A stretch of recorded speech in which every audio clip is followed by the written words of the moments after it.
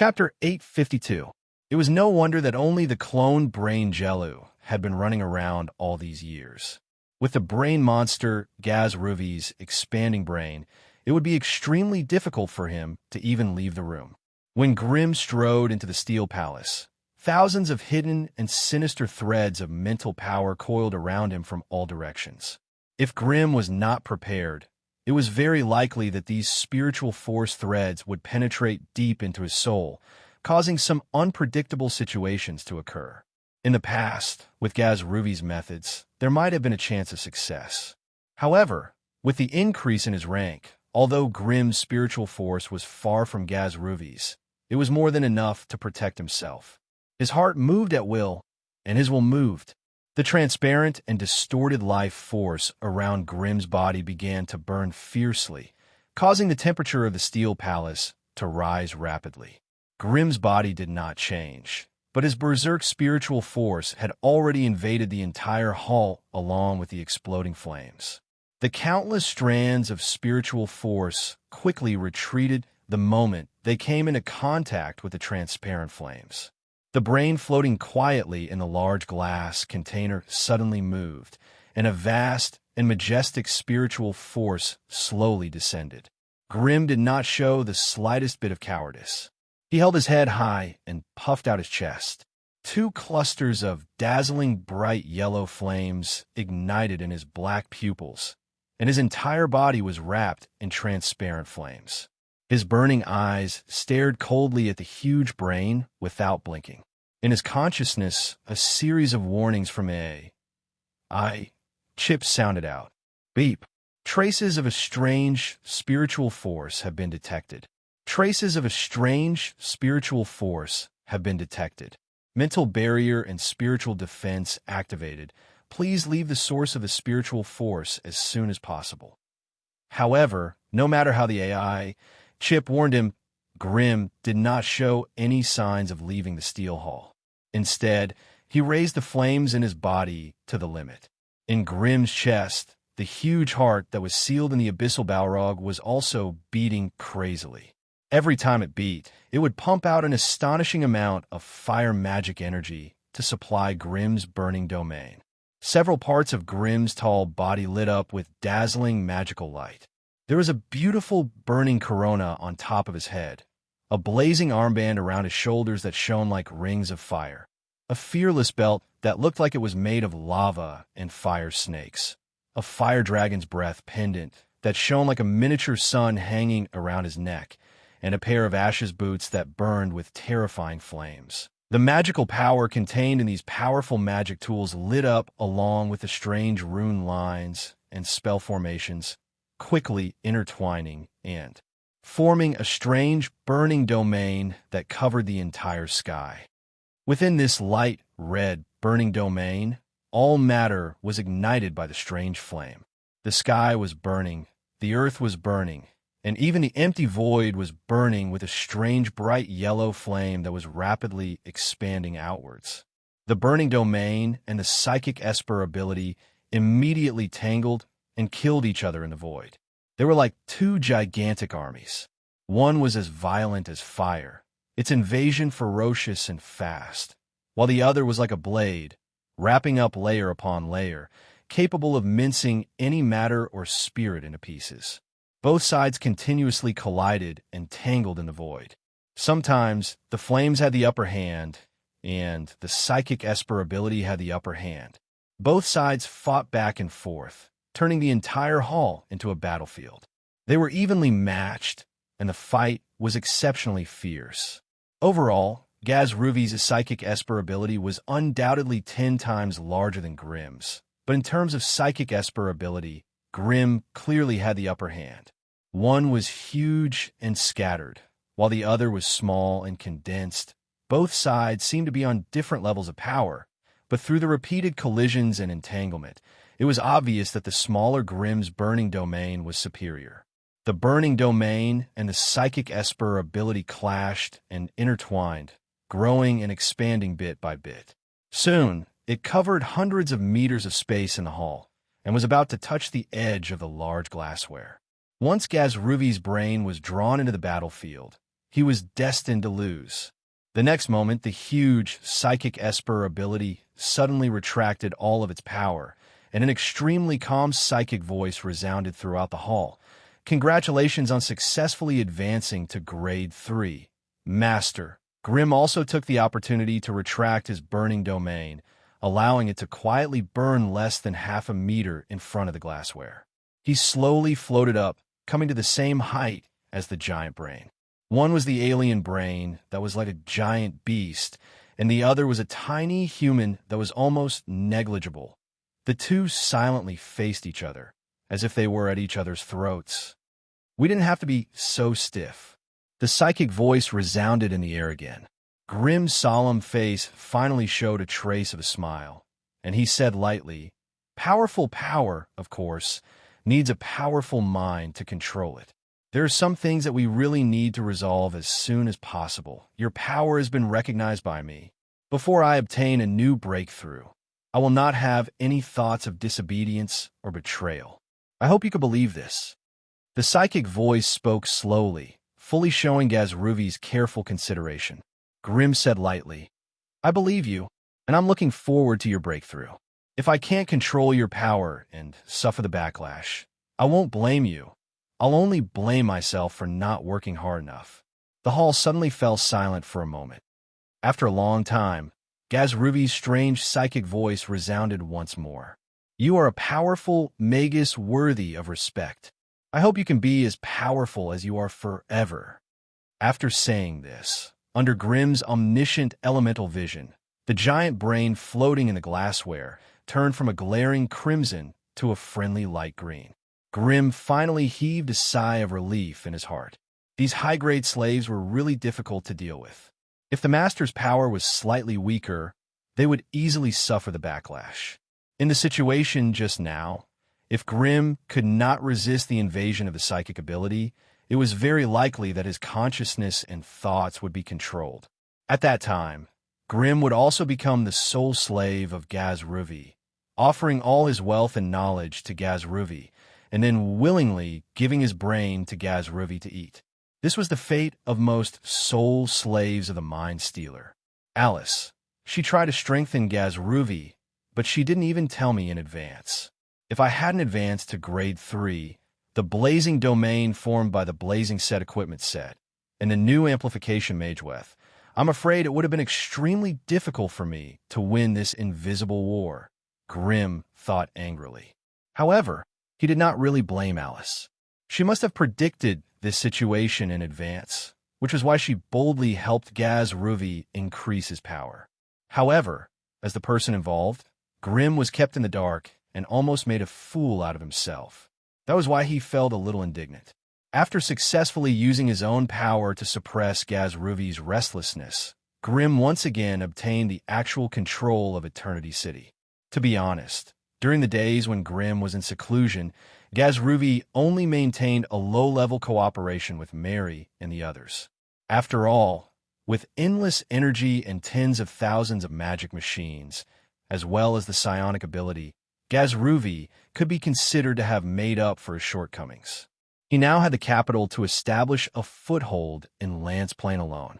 If not for the magic furnace and the soul brand Grimm left in the depths of its soul, Gazruvi would have chased the Crimson Magi and witches out of Eternity City long ago and lived a lawless life by himself. There is almost no other way to deal with such an unruly person other than to use force to subdue him. This was the only thing these fellows could do. If one was stronger than it and controlled its life and death, it would be the most loyal and most convenient war tool under one's command. However, once its power was reversed, it could instantly become the most terrifying demon. Devouring its master was not the most terrifying thing, but it had the terrifying ability to make people beg for death. This was what Grimm was most afraid of. However, Grimm's power was currently at a stage where it was advancing by leaps and bounds, so he naturally did not need to consider these minor details.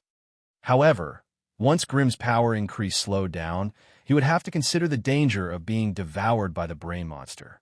It was not easy to become the head of a successful Magus family.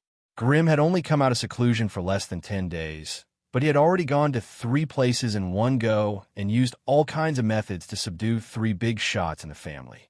Only then did he regain his position. However, this was not the end. It was only a warm-up. This was because Grimm had left a boss-level character for last. Only by subduing her would the Crimson family truly have nothing to worry about. Sorcerer World, Tower of Fate. Ever since Alice became the master of the Tower of Fate, Grimm rarely stepped into this ancient tower with tens of thousands of years of history. This tower once had more than a dozen masters, but in reality, it only had one master. She was the first Witch of Fate who had created a miracle and a glorious career, Medusa. She was the one who created this Tower of Fate, the one who created the Witch of Fate that had been passed down for tens of thousands of years. She was the one who embedded the legacy of the Witches of Fate into the laws of the Sorcerer World. She was the one who left for the outer world and became a legend among the witches of the North. Her story could never be finished. Her monument had already experienced the vicissitudes of life for tens of thousands of years, and her imprints filled every corner of the Tower of Fate. Every time Grimm came to this quiet and mysterious tower, he would feel as if his mind was being suppressed, and his consciousness would become less active. However, this time, he had to meet someone in the Tower of Fate, someone who was extremely important to him. Only she could become his wings to soar. Only she could point out the way for him to move forward amidst the thick fog, and she was the person Grimm cared about the most. Women. Chapter 853. Alice chose to personally receive Grimm at the entrance of the teleportation room. Alice couldn't help but chuckle as she looked at the solemn and serious look on his face. "Why are you so nervous? Did you come here to fight?" Grimm raised an eyebrow and said with a double meaning, "I'm here to fight." Alice was startled at first, and then she began to shake with laughter. The years of luxury and training in the tower had made Alice lose her youthfulness. She had become more mature and beautiful and more reserved. Along with the crisp and unbridled laughter, the palm-sized elemental elf, Helen, emerged from Alice's hair that was tied up high. Seeing that it was Grimm, she immediately flapped her cicada-like wings and flew in front of him. She put her hands on her waist and pointed the magic wand in her hand at him. She screamed, "It's really you. You must think that you're strong, so you came here to show off your strength. Let me tell you, with me here, I won't let you bully Alice." "How did you know that I'm here to bully Alice?" Grimm asked, pretending to be surprised. Alice, who had been laughing just a moment ago, immediately blushed. She glared at Grimm coquettishly and gritted her teeth. All right, you big baddie. I knew you had bad intentions towards Alice. Just you wait. I'll let you suffer a little." Before she finished speaking, Helen waved the magic wand in her hand, and a faint glow shot into the stone wall beside her. Grimm let out a muffled grunt as he bent his finger. He felt his body sink as a massive pulling force came from the wizard's pagoda beneath him, intending to press him to the ground. Gravity spell? If it was just a gravity spell cast by the elf Helen, it would be wishful thinking to suppress a level 3 wizard. But Helen was smart. She made full use of her authority in the wizard's pagoda to draw out some of the magical energy of the Tower of Destiny to suppress Grimm. That was why he felt a mountainous pressure. Grimm was not an anatomy refinery sorcerer that specialized in physical strength. Although his continuous advancement had allowed his strength to be on par with a newly advanced rank 2 anatomy refinery sorcerer, his elemental augmentation did not make him as proficient as an anatomy refinery sorcerer. After letting out a muffled grunt, Grimm's expression changed. He abruptly pulled open the collar of his robe and saw a faint flickering rune on his shoulder. Grimm could not help but be secretly surprised. After becoming a level 3 wizard, not only would his attack and defense be greatly increased, just the massive elemental energy, life force, and mental strength in his body would also be able to slightly distort the life force around him. It was almost impossible for normal spells to attack Grimm's body. However, Helen was indeed an elemental elf. She was actually able to cast a spell on Grimm's body through his life force field. Only an elemental elf would be able to do something like this. But now was not the time to discuss the strange abilities of an elemental elf. Without any preparation, Grimm's 20 points of strength and 22 points of vitality could not withstand the 300 degrees of gravity spell on his body. Grimm could only frantically gather his fire energy to resist the strange gravity.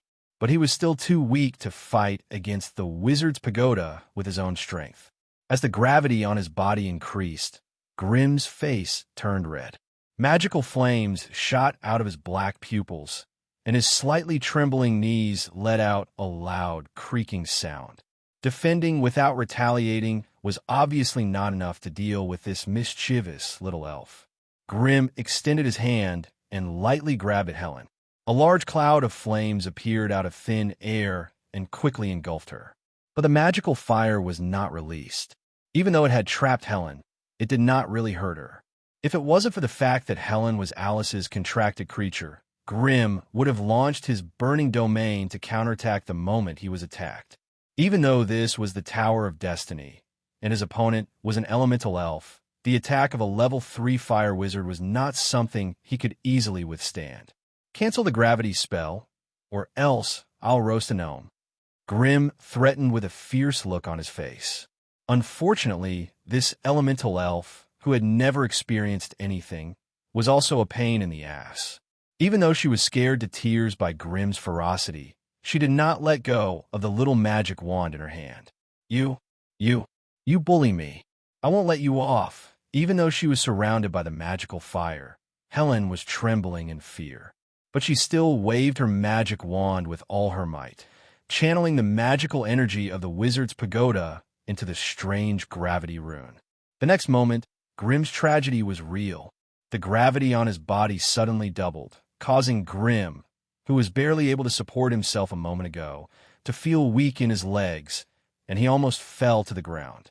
Left with no choice, Grimm let out an angry roar and shot out a burning domain that was burning with flames. In order not to hurt the little elf and Alice, Grimm controlled the burning domain to prevent them from getting caught up in it. With the burning domain isolating the magical energy, the effect of the gravity spell on Grimm's body was reduced by half. Grimm wiped the cold sweat off his forehead and stood up straight. "All right, Helen, stop messing around." Alice shook her head and smiled bitterly. "If he did not go easy on you, you would have been injured. Do you still want to continue?"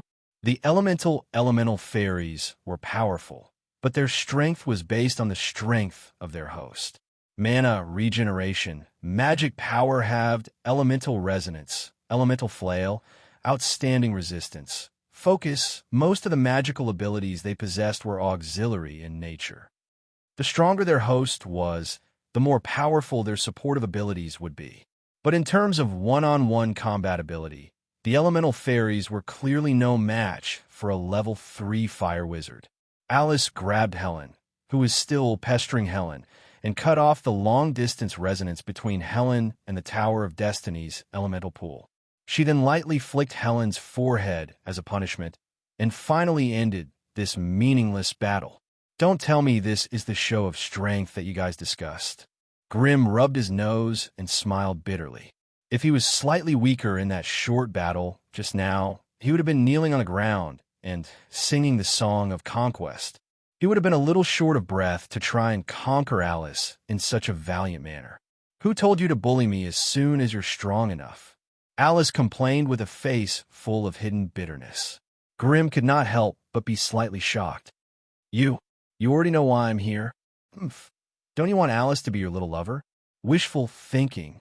Helen, who was in Alice's hand, was still waving her little fists angrily. If it weren't for Alice stopping her, she would have rushed up to him and beat him up. Grimm smiled awkwardly. This was indeed the main reason why he came here. What lovers are in love? What lovers are in love? What lovers are in love with each other? Grimm was not interested in these things. The only thing on his mind right now was how to kidnap Alice to bed and make her his woman. Although Alice usually appeared to be affectionate and loyal to him, no amount of verbal love could compare to the real physical relationship. Therefore, with the good news of his advancement, Grimm had the intention to confirm their relationship. That way, he would not have to guess all day. Through the power of fate, Alice, who had seen through Grimm's intentions, was both embarrassed and angry. However, there was also a tinge of sweetness in her heart. She did not know what to do with such complicated feelings. She could only roll her eyes at Grimm and said helplessly, "Come with me. There are some things that I have to tell you clearly. Don't go with him. That bad guy is waiting to take advantage of you." The little elf screamed. Alice's face was flushed. She gently flicked the little elf's forehead again, whispered a few words in her ear, and then let go of her. The little elf did not make a fuss anymore. She glared at Grimm, turned around, and flapped her wings, leaving a trail of magic light behind her. "Come with me."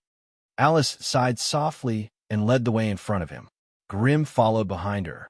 Watching her swaying steps, he couldn't help but be fascinated. Alice might not be as sexy as Mary, but she was still a rare beauty. Moreover, Alice had also developed an extremely unique personal charm and style after enjoying all these years of wealth and honor. She had the innocence and passion of a young girl, as well as the maturity and steadiness of someone who had experienced the vicissitudes of life. All kinds of charm could make people unconsciously intoxicated. But to Grimm's disappointment, Alice did not bring him to a secret place, but to the astrology platform at the top of the Tower of Destiny. It was the time of the day when the golden sun was the brightest, and the top of the astrology platform had become a sea of gold. Looking out from here, there was no visual obstruction at all. Because it sensed Alice's arrival, the magical spell formation embedded under the floor of the astrology platform was slowly activated, turning the surrounding walls into a completely transparent state. Everyone standing in the astrology ceremony could see the stars in the sky with a single glance. It was Grimm's first time visiting Alice's astrology platform, and he could not help but be fascinated. It was not hard to imagine the tranquility and profoundness of Alice standing alone on the astrology platform when the night was falling and the stars were shining. The bizarre feeling of her body and mind being embedded in the endless starry sky must be very beautiful. But no matter how beautiful the astrology platform was, it was not suitable for romance, right? Chapter 854. Hey, can you put away your bad thoughts for a while and talk to me properly? Alice clasped her hands in front of her, holding them up like a lotus flower. With the activation of her magic power, the originally smooth and flat marble floor emitted a strong magic fluorescence. A powerful magic power was emitted from it, forming a huge and complicated magic formation in the air around Alice. As the astrology ceremony unfolded, the vast power of the stars poured down from the sky, dyeing the entire astrology platform grotesquely and dazzlingly. Fragments of light and shadow flashed back and forth everywhere. However, it was difficult to grasp the meaning of the strange light and shadow when one tried to examine it. Beep. Detecting the existence of the plane's laws. Preliminary judgment. The power of destiny. This is an extremely powerful and mysterious force. It's one of the more advanced types of laws. Collecting data, Grimm looked around. The entire astrology platform had been completely enveloped by this strange power of command, filling the place with a desolate and ancient aura. They were no longer in the astrology platform at the top of the Tower of Destiny, but in a vast desert. Looking into the distance, all they could see was fine sand. The sand was yellow, and it shone with a golden light under the dazzling sun. Only Grimm and Alice were in the vast desert. "Where's this?" Grimm picked up a handful of sand and ground it between his fingers. It was rough and hard. It was not an illusion, but something that really existed. "I don't know." Alice sighed faintly. "The power of destiny is too mysterious. I can't control it yet. So, I don't have a choice where it takes me." Grimm asked. Alice put her hands behind her back and smiled. When a plane develops to the extreme, the plane's consciousness will awaken, and a great will be born. Most of the planes we've seen have only given birth to a hazy plane's consciousness, but they are limited by the lack of resources and can't continue to grow. But the world we're in, the sorcerer world, already has the qualifications to become a world will. This will be a sorcerer world with its own will. Grimm listened attentively. As a low-ranked magus, he naturally had a deep understanding of the concept of a plane's consciousness. However, this matter involved high-level mysticism knowledge. There were many secrets of the world that he did not have the ability to explore or understand. But now, Alice was clearly teaching him a lesson, presenting the most realistic scene of the plane world in front of him. The magus world had already given birth to a plane's consciousness, and it was preparing to grow into a world will. Such a secret would never exist in any witchcraft book, and of course, it would never be understood by low-ranked wizards. You mean, we live in a plane with our own thoughts and consciousness. It can hear and sense the thoughts and actions of any creature? Grimm's hair stood on end. Alice smiled faintly and said, "Don't think of the plane's consciousness as a simple and crude body of consciousness like humans. It's more like an amalgamation of the consciousness of billions of lives and matter within the plane. Its consciousness is too huge and chaotic, so it's impossible for it to give birth to a direct consciousness. Then what does it have? Instinct. Instinct. The instinct to survive, the instinct to develop, and the instinct to become stronger. Isn't this the same as those ignorant beasts? That's how it is. The plane's consciousness is very simple, and it will never be able to give birth to complex emotions and consciousness like humans. It's like a baby that hasn't even reached 1 month old. Although it desperately wants to grow, it can't express itself. From what you've said, I feel that the plane's consciousness is very fragile. It's not fragile at all. Although it doesn't have a clear consciousness and thinking, it has great power. It controls the laws, planes, power, and us within. Why did you think of bringing me here? Because only here, wrapped in the power of destiny, will our conversation be safe. Only then will we not be eavesdropped by that fellow. Grimm seemed to be deep in thought. Yes, the first witch of destiny, Medusa. She's now a rank 7 witch. Level 7. Grimm grinned and felt a headache coming on. You mean, she's our enemy now? She's my enemy. Alice emphasized the word but if you choose to help me, I'm afraid she'll also plot against you. Can I ask why she's our enemy? Grimm's tone became heavier. Because she's too powerful, and because she covets the authority of the magus world's will. Because she's disturbed the order of destiny in the magus world. She's been using her strange abilities to steal the power of destiny in the magus world. This has seriously affected the birth of the world's will, so the plane's consciousness is very angry. That's why it chose me. Grimm listened quietly and could not help but take a deep breath. Although Alice did not speak much, every word she said was about the deepest secrets of the magus world. Without her analysis, Grimm was afraid that he would never be able to see the truth behind the layers of curtains. You mean that the plane's consciousness can no longer tolerate Medusa, and that's why it pushed for the War of Destiny, causing her plan to fail? Your choices and your growth are all under the control of the plane's consciousness? At this point, even Grimm felt a chill run down his spine. If the plane's consciousness was really like a ruler, spying on everything in the plane at all times, then would there still be any privacy in front of it? Would there still be secrets? What are you thinking? Alice could not help but rebuke. The plane's consciousness is not as senseless as you. It just instinctively dislikes Medusa's frequent interference with the law of destiny, so it frequently launches the War of Destiny. Then, it creates some variables in the War of Destiny that Medusa cannot control. You and I are these variables. Yes, Alice agreed, but this does not mean that we have a backer. The plane's consciousness does not have a clear line of thought to distinguish between allies and enemies. Although it pushed me out and disrupted Medusa's control of the magus world's destiny, it does not care about my safety and life. If I fail, it won't grieve for me, nor will it shed a single tear for me. It'll just pick another person from the plane who's favored by destiny. You mean to say that we've become the tools of the plane's consciousness to fight against the rank 7, which Medusa, but we have not received any special privileges or rewards. Yes, Alice nodded. Although the plane's consciousness gave me the title of Chosen, it obviously has no intention of helping me. Although I can enjoy some convenience in using the power of destiny, it is obviously not enough to fight against a rank 7 witch. So, it's not that I don't want to be in your arms, but are you sure you want to cause trouble for me?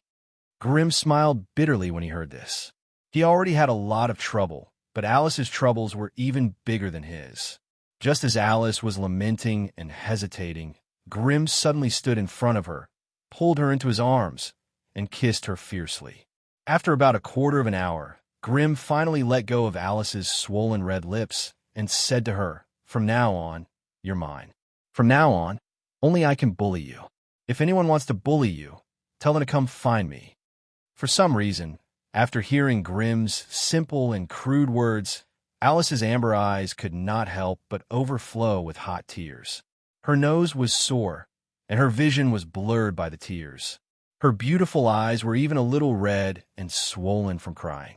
All this while she had been so lonely. In the past, Ender was by her side, comforting and encouraging her. But after Ender died in battle in the Faron Plain, she lost her only family member. She could no longer find someone to listen to her words, nor could she find a partner to share her burden with. So, when she suddenly heard Grimm's heartfelt words of love, the mental barrier that Alice had painstakingly built for herself for a long time collapsed in an instant. Alice's soft arms wrapped around Grimm's neck, and for the first time, she took the initiative to kiss him passionately. Then, she whispered into Grimm's ear, "You'll make me fall in love with you, you big bad guy." This simple sentence instantly ignited Grimm's strong desire. In the crazy entanglement and kissing, the two figures finally became one.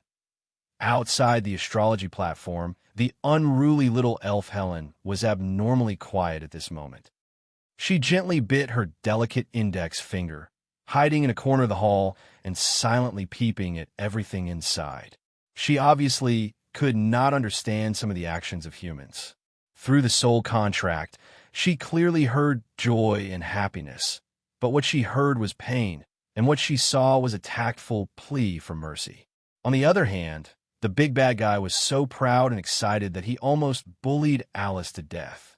The two were clearly fighting, but why was it so strange? And Alice would definitely not like her to suddenly barge in and disturb them. With a hint of disappointment, Helen flapped her transparent wings and flew towards the nest dejectedly. Perhaps she could get some guidance from her partner. Chapter 855. A sorcerer advancing to rank 3 was not a big deal in the sorcerer world. After all, the Magus world was a large, high-leveled plane. Although rank 3 magi were not as numerous as the stars in the sky, there was not much of a difference. However, there is only one in 100 who could be as glorious and powerful as Grimm, and he reigned supreme. When the news of the young patriarch of the Crimson family advancing to rank 3 spread, Grimm immediately became a rising star in the central continent. It wasn't just the scattered Pagoda Forest region. Even half of the northern lands were discussing this legendary fire wizard. In less than 200 years, he had passed 3 stages and become a powerful fire magus. Such a magus had the highest potential to advance to rank 4. This was undoubtedly what Magi valued the most. Faced with such a powerful rising rank 3 magus, the various large organizations changed their attitudes and extended olive branches to him, trying their best to invite him to join their factions. Although these magus families and large organizations had rank 4 Magi as their backing, they could only be used as nuclear weapons to intimidate their enemies. In the daily activities of the family, the rank 3 Magi were still the core of the activities. As for the Crimson family that Grimm had created, although it was developing well, it was still weak in the eyes of the large Magus organizations. Over the past few days, the representatives of the large Magus families that had set foot on the Crimson throne all promised all sorts of good news. If Grimm was willing to join their families, they would be able to provide him with all the knowledge and resources needed to increase his strength and reach rank 4. This way, Grimm would not have to put in so much effort to manage the affairs of the family, and could instead focus on increasing his own strength. To most magi, these conditions were more than generous. However, it was obvious that these conditions were not enough to tempt Grimm, and he rejected all of them. Compared to being a training maniac, Grimm cared more about the sense of accomplishment of conquering the world with his bare hands. Especially with the help of the AI chip, the knowledge and experience of spells that needed to be accumulated over a long period of time were no longer a problem for Grimm. He could now devote a large amount of time to research projects that he was more interested in, as well as the affairs of the family. Rather than living under someone else's roof it was better to do it himself and have a good life. What Grimm did not expect was that the news of his advancement to Grade 3 had not only spread like wildfire in the scattered Tower Forest, but also caused quite a stir in the northern lands. Regarding a wizard like Grimm, even the Northern Witch Society, which had a strong feminist ideology, was in an uproar, and there was a lot of discussion about it. Many Tower Masters and Witch leaders expressed that they would either expel the wizard from the northern region or force him to marry an unmarried Witch Tower Master and become a member of the Witch Alliance. Among these female Tower Masters and Witch leaders, the one who clamored the loudest was naturally the Winter Witch leader, Morgana. Among the many Witch leaders, Morgana's strength was the weakest, only at the 3rd grade. But at the same time, she was also the youngest, only 600 years old. In the eyes of ordinary mortals, an old woman of 600 years old might be a monster. But in the eyes of the Witch leaders, who were easily thousands of years old, she was as young and tender as an 18-year-old girl. Although Alice was younger than her, her strength was only at Grade 2. Obviously, she would not be able to suppress a powerful Grade 3 wizard. If Alice and Grimm were to become a couple, the relationship between them would obviously not be able to meet the basic requirements of most northern witches that women were superior to men. Therefore, if Grimm wanted to stay in the Northern Witch Alliance, he could only choose from the old monsters at Grade 3 and Grade 4 to attach himself to.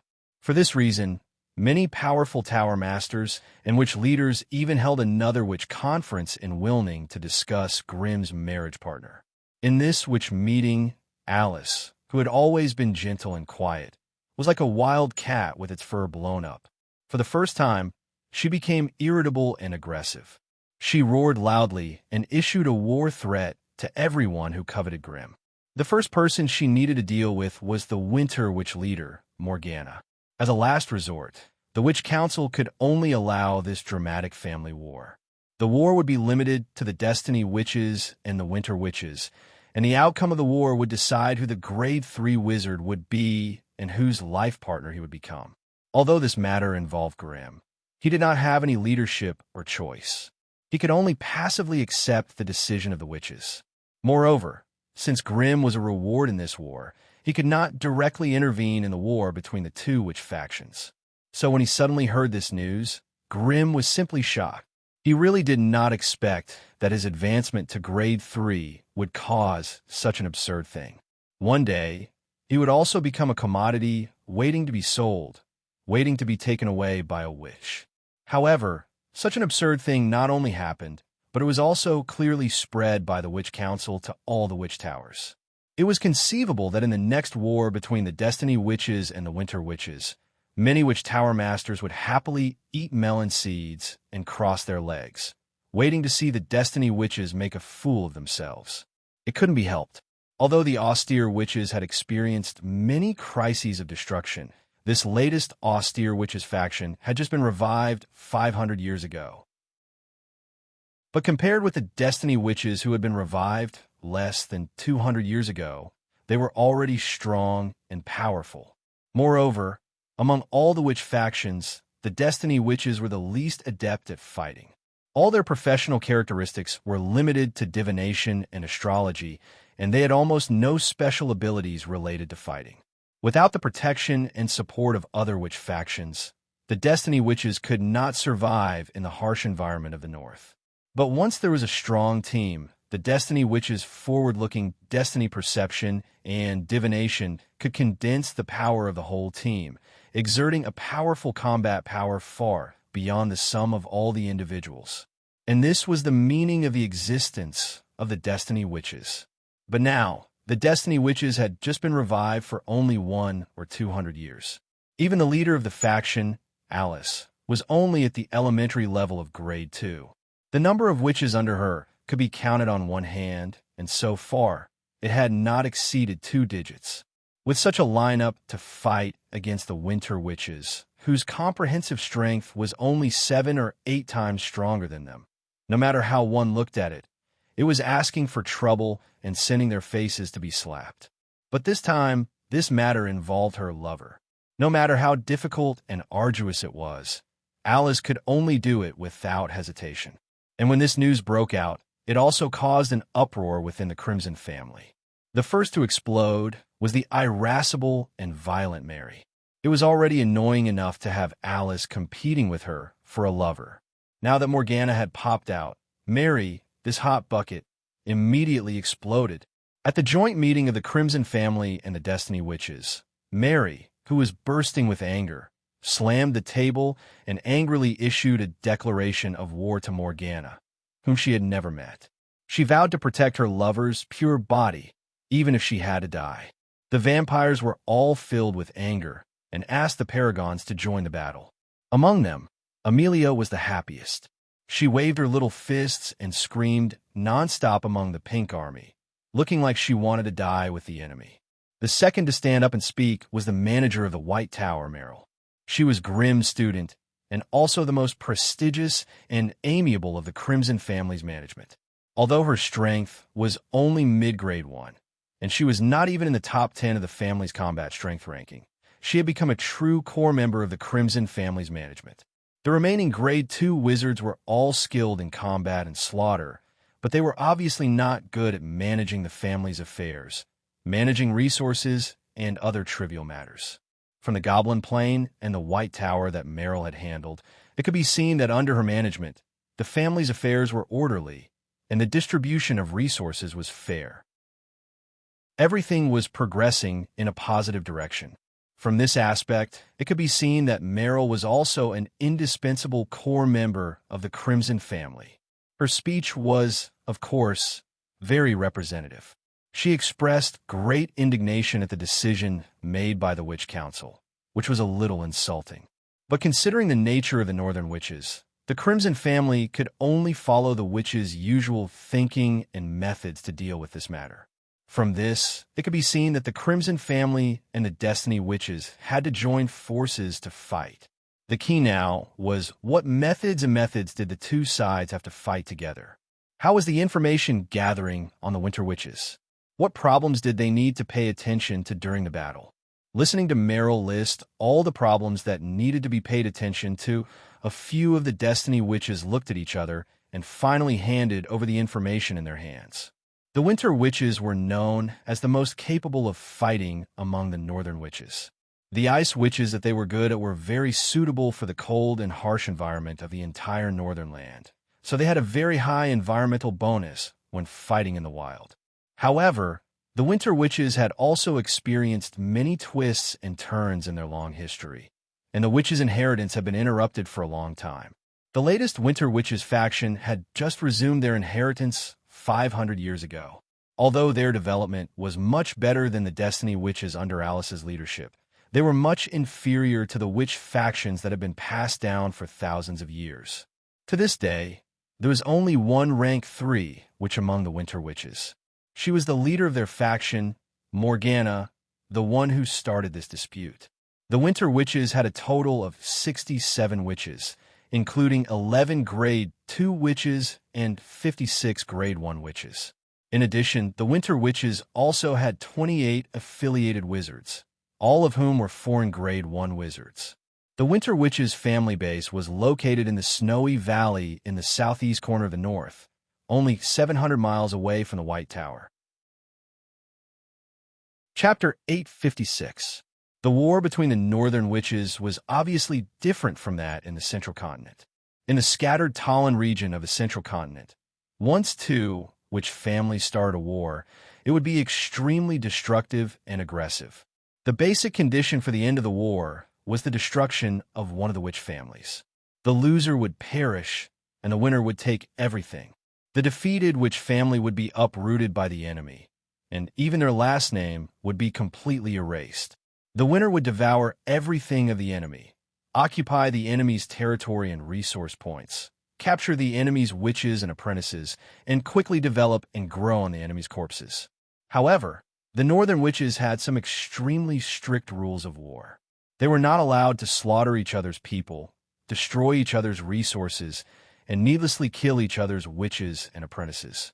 Under such harsh conditions of war, if any party was unable to control the scope of the war and disturbed the local people or affected the other witch factions, they would be directly judged to be the loser.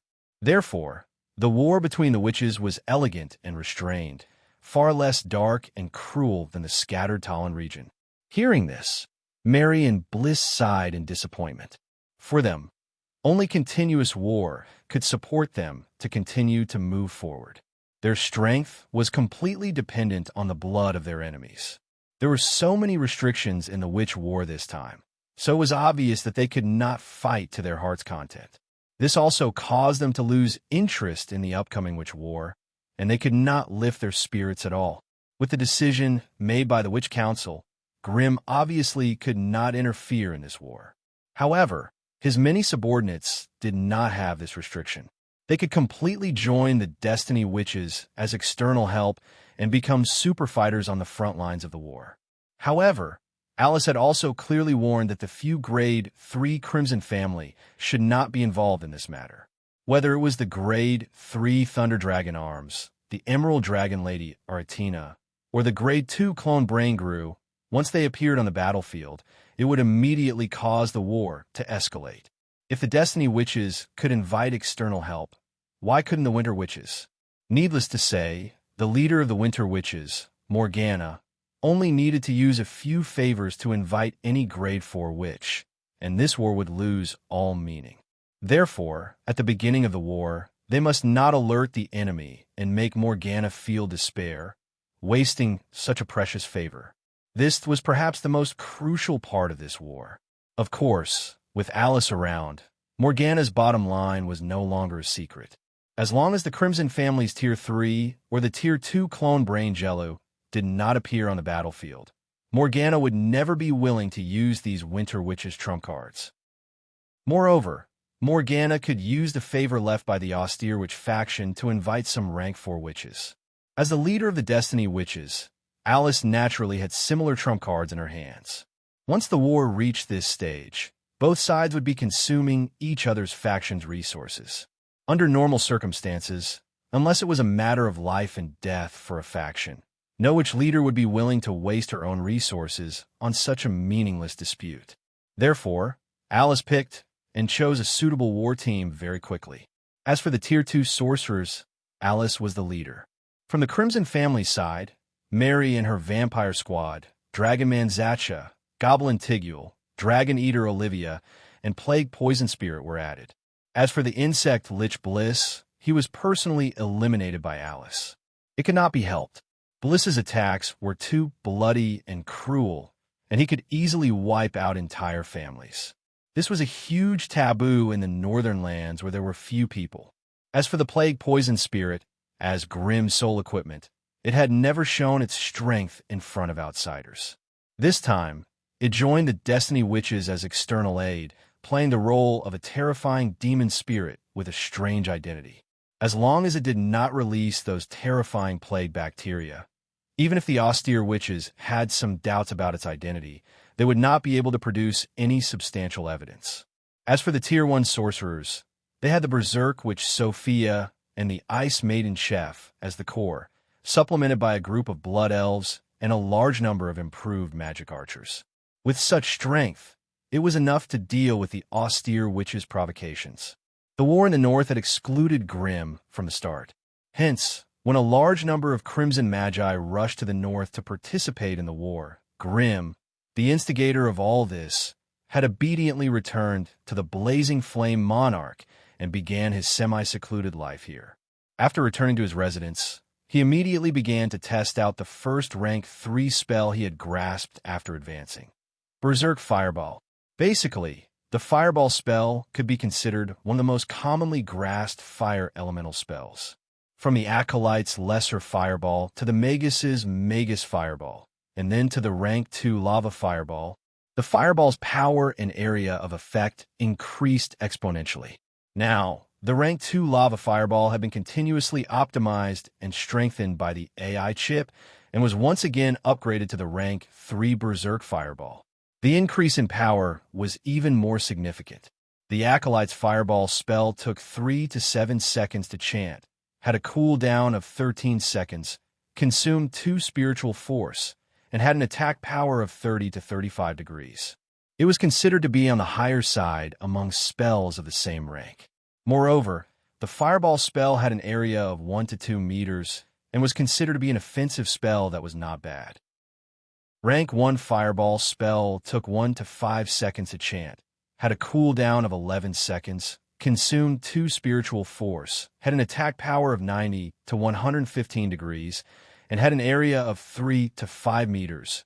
Rank 2 Lava Fireball spell took 1 to 3 seconds to chant, had a cooldown of 7 seconds, consumed 2 spiritual force, had an attack power of 220 to 240 degrees, and had an area of 5 to 10 meters. Rank 3 Berserk Fireball spell took 1 to 2 seconds to chant, had a cooldown of 5 seconds, consumed 2 spiritual force, had an attack power of 310 to 330 degrees, and had an area of 20 to 30 meters. It also had the special effects of fire poison and ice flames. This was only the basic attack power of the Berserk Fireball spell. If one were to include the 30% increase in power from Grimm's Flame specialization, as well as the special effects of having the spiritual force consumption of fire spells, the cooldown of the spell, and the casting time of the spell, a normal Rank 3 Berserk Fireball spell would have an astonishing attack power of 400 to 430 degrees.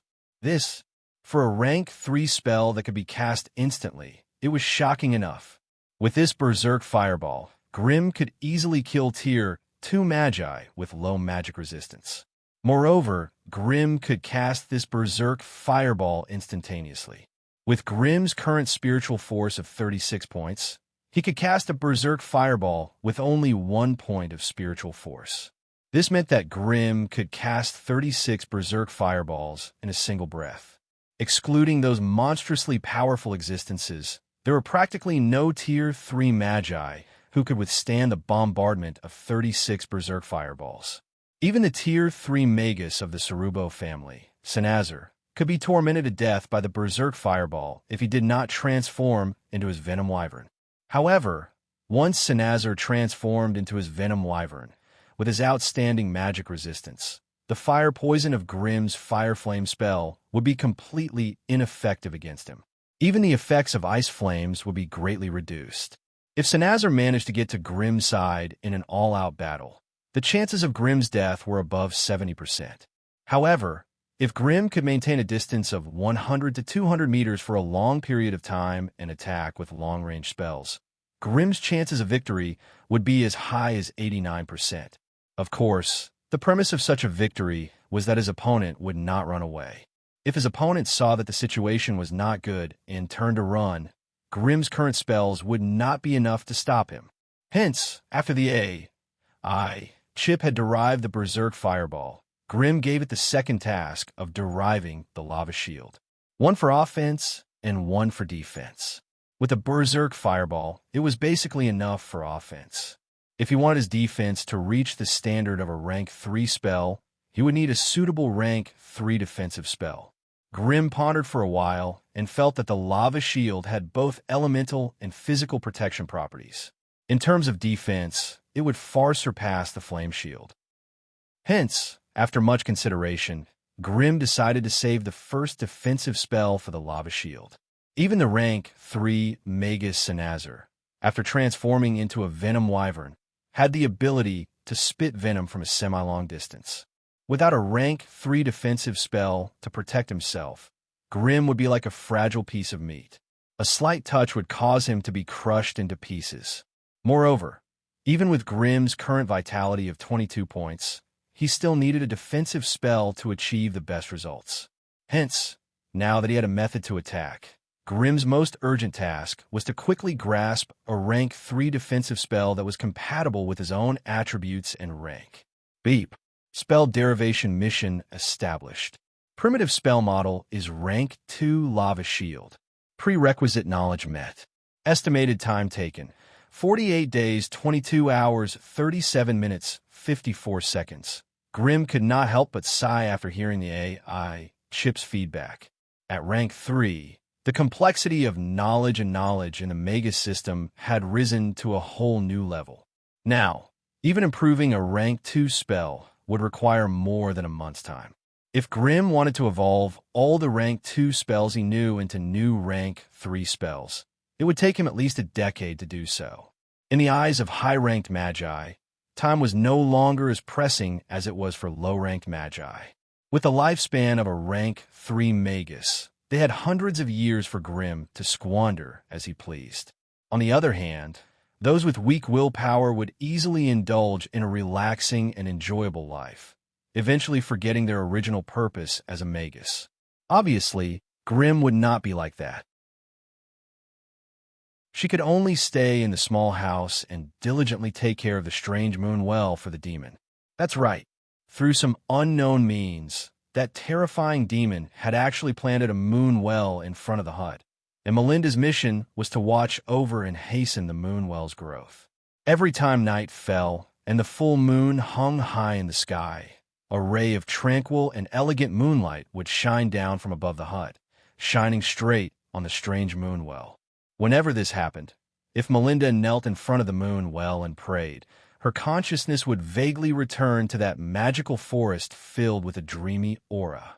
The familiar smell of the earth, the familiar fragrance of plants, the fairy flapping her wings and shuttling through the forest, all the ancient trees and plants swaying their bodies, using the melodious and gentle breeze to greet her amiably.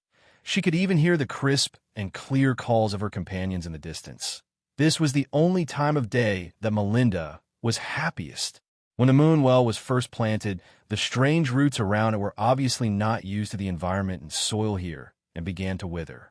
It was only thanks to Melinda's tireless rejuvenation, earth purification, plant growth, and other natural spells that she managed to revive it. It took half a year for the moon well to barely adapt to the environment here. It once again planted its roots deep into the soil, absorbing a completely different kind of mana from the earth. After another half a year of recovery and nourishment, the moon well that was more than a meter deep and half a meter in diameter finally had a pool of clear, jade-green moon water at the bottom of the well. Melinda had also sneakily taken a sip. That one sip almost burned her stomach. If she hadn't treated herself in time, perhaps she would have died from this otherworldly version of the moon water. Melinda was only a rank 1 forest elf priestess. With her knowledge, it was obvious that she couldn't decipher the true reason for such a drastic change in the moon well's water. She was originally worried that the demon would abandon this place because of the changes in the moon well's water. In this way, Melinda would have to return to the terrifying wizard tower and be imprisoned in the dark prison. Or she would be chosen by a certain wizard and become one of those disgusting blood elves or experimental subjects. There were more than 100 forest elves who were brought here with her by the wizards, but after such a long time, there weren't many companions who could maintain their pure faith and pure hearts. If Melinda hadn't been chosen by that terrifying demon because of her identity as a priestess, she probably wouldn't have escaped the same fate as her companions. As for that demon, he was actually a handsome young man filled with a demonic charm, wisdom, and a powerful aura. If one didn't consider their identities and factions, he was actually a partner that could make one's heart palpitate. It was a pity that their identities, positions, factions, and beliefs were completely different. This filled Melinda's heart with regret and sorrow. It was nighttime again, and the full moon was high up in the sky. That demon would be here, soon. Melinda panicked and quickly walked to a corner of the empty space in front of the house, where a strange wooden well appeared. The mouth of the well was made of wood, and it was about half a meter above the ground. Green vines and flower branches wrapped around the edge of the well. They didn't grow independently, but were embedded in the wood texture of the well. They were slightly protruding, vivid, and moving. As if sensing Melinda's approach, the vines and flower branches on the walls of the well became active. A few budding flowers also opened their pistils, and a sweet fragrance filled the air. For the first time, the quiet and dark forest became warm and peaceful. Melinda knelt in front of the well, holding the nature staff in one hand and caressing the edge of the well with the other. She murmured, repeatedly chanting poems and prayers praising the moon god. She didn't know when, but a ray of elegant moonlight shone down from the treetops and landed on the mouth of the well. Following Melinda's pious prayers and incessant praises, a strange and mysterious force rippled in the well, and beautiful rays of light began to flow on the walls of the well. If one looked closely, they would see that these beautiful rays of light were actually made up of tiny and strange runes. A dense wave of nature energy spread out, part of which stimulated the roots of the well to continue growing, part of which dispersed into the soil and air, changing the environment around it. Another part gathered in the well, condensing into drops of green liquid filled with a strange magical aura. However, just as Melinda entered a special state of meditation and illusion, a huge flame shot into the sky from an empty space in the corner of the small house. The flame disappeared as quickly as it came. The explosion of the flames did not harm the plants around it, nor did it disturb the elven priestess who was still in a daze. After the flames subsided, Grimm's tall and handsome figure was revealed. The cabin in the woods was one of his witchcraft experiments. It was used to verify the magic of the Moonwell, an elven magic facility. From the current results, this was the only place that had succeeded. The other two had all failed.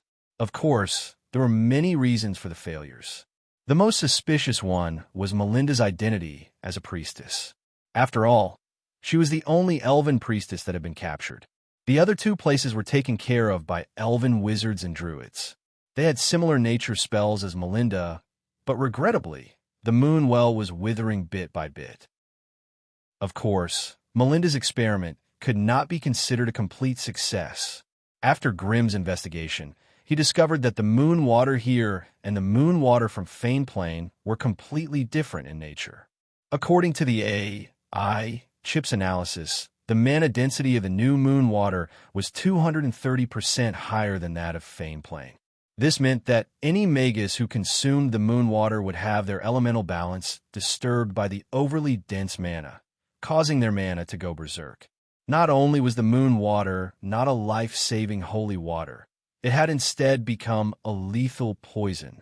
However, according to the special properties of the moon water, if it was refined and dried with a special technique, it could produce a strange type of magic essence. This magic essence was a type of magic essence in the form of powder. It was a very precious magic ingredient in high-ranked alchemy, and it could bestow the special property of automatically recovering mana in high-ranked magic items. In the high-ranked markets of the Magus world, every gram of magic essence could be sold for a sky-high price of 700 magic crystals. According to the production rate of the moon water, 50 grams of magic essence could be refined every month. Of course, the AI chips analysis and data analysis provided Grimm with a new train of thought. If he could improve the process and refine the magic essence powder into a powerful magic essence, it could even allow normal people without any talent in magic to possess mana and walk the path of a magus. Chapter 858. The wizarding world never lacked high-grade wizards. In order to continue their bloodlines, these high-grade wizards were constantly experimenting with all kinds of reproduction methods. Whether it was natural reproduction or laboratory cultivation, there was always the possibility of giving birth to powerful offspring. However, there was a higher chance of giving birth to bloodline descendants without any elemental talent. It was very difficult for high-grade wizards to give birth to bloodline descendants. In the past, they could only abandon these mortal descendants and let them enjoy a life of glory in the secular world before dying a normal life. If a high-grade wizard had a slightly longer lifespan, it was possible for them to give up dozens of generations of descendants in one go. Magic essences refined by high-grade alchemy lacked vitality. Even if they were purified again, they would not be able to bestow new attributes to mortals. However, these magic essences from the mutated lunar well had a strange aura of life. Once they were purified to a certain level, they could even turn something rotten into something magical, giving mortals the ability to possess mana. For many high-grade wizards who were eager to give birth to bloodline descendants, this was another guarantee, and they would not have any regrets. However, with the current output of the mutated lunar well, they could only purify 50 grams of magic essences every month. It would take them half a year to gather enough to purify powerful magic essences. However, considering the wide and bright future of powerful magic essences, Grimm had set the price at 2 million magic crystals deep in his heart. After all, this was a unique business. He had never heard of such an item anywhere else. Although the propagation flower could achieve a similar effect, it was a consumable item that could only be used once. Also, no one knew where they grew in the Kiliacosm, so they could not be produced continuously like the powerful magic essences in front of him. Moreover, 2 million magic crystals might be a sky-high price for low-grade wizards, but for high-grade wizards, it was only the basic cost of a large-scale witchcraft experiment. If spending 2 million magic crystals could guarantee that there would not be any mediocre offspring, which high-ranking wizard would be stingy with magic crystals in this aspect? While Grimm was silently observing Melinda's every move, Melinda finally completed a devout prayer ceremony and slowly recovered from her absent-mindedness. As soon as she opened her eyes, Melinda saw the terrifying demon standing by her side, his tall and handsome figure tall and straight. He was only 1 meter away from her. Melinda exclaimed, then covered her mouth and retreated, looking like she was cowering in fear. Grimm didn't care about the elven priestess's cowardice. He looked down at the half-filled moon water in the moon well, and a satisfied smile appeared on his face. In another 3 to 5 days, he would have enough moon water to purify the first bottle of powerful devil essence. You've been doing pretty well these days. Grimm looked at the elven priestess with a gentle smile on his face. Tell me what you want. I'll satisfy you if I can. Even if you want to slap someone, you need to give them a sweet date to eat. The other party did not slack off and prayed diligently every day. This was undoubtedly worthy of a reward. The elven priestess' lips trembled as if she wanted to say something. If you don't have any requests, then forget it. I have something to attend to, so I'll be leaving first. Grimm turned around and was about to leave. No, I have a request. Speak. I want to have a few companions. The elven priestess finally mustered up her courage and made her request. Grimm turned around and looked at her. He tilted his head and thought for a moment. I'll bring one of your companions with me tomorrow, but you have to teach her the rules here. If you continue to perform so well, I'll release your companions one after another. Melinda's beautiful eyes immediately lit up, and she hurriedly rushed forward. I'll be obedient. I'll definitely make them obedient. You can rest assured. Even the fair and plain, the elven priestesses never went through any combat training. Their only daily task was to do some cleaning and cleaning work in the elven shrine or altar and regularly hold some public prayer ceremonies. Hence, Melinda was only a grade 1, but her combat ability was nothing to speak of. Grimm did not say anything else. He nodded at the priestess and took 2 steps forward, disappearing on the spot as a pillar of flames shot into the sky. Melinda bit her lip and thought for a long time. Finally, she knelt down under the tranquil moonlight and prayed to the crescent moon in the sky. Great moon goddess, what should I do? Is what I'm doing right or wrong? I hope to receive your guidance. It was a pity that this was not the fair and plain, but the incomparably powerful Magus world. The goddess of moonlight Mivi, she prayed, to had a weak divinity and could not extend her divine force to this corner. Hence, her prayers were destined to be in vain. Just as Melinda fell into a state of devout prayer, Grimm, who was dressed in a red robe, silently appeared somewhere in the nearby dark forest. He looked at the small house in the forest from a distance of 5 miles and the densely packed ancient trees that towered into the sky. Asterisk flap. Asterisk, a strange sound of wings flapping could be heard. Immediately after, a blood-red bat with a sharp beak flew out from the dark forest. It turned into a pale-faced, middle-aged nobleman in an exquisite robe in front of Grimm. "Master, what orders do you have for Venlier?" "That small house in the forest is a secret experimental site that I've set up. I will not allow anyone to destroy it. Assign some men to seal off the area. Do not allow anyone to enter.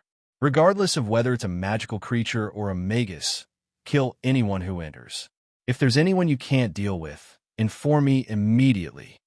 "Yes, I'll make the arrangements right away." Although a defensive spell formation had already been set up around the small house, Grimm was still worried and sent some more men. Only when the place was tightly guarded did he feel at ease and turn around to leave. White Tower. In a secret room. As a streak of flames dissipated, Grimm's tall figure strode out and returned to his residence. He was now much more proficient in controlling flames. As long as he left a spell imprint somewhere, he could rely on the subtle reaction of the flames to teleport there. Of course, this sort of mid-range teleportation could not exceed 50 miles and required some sort of preparation beforehand. Hence, it was difficult to use in battle.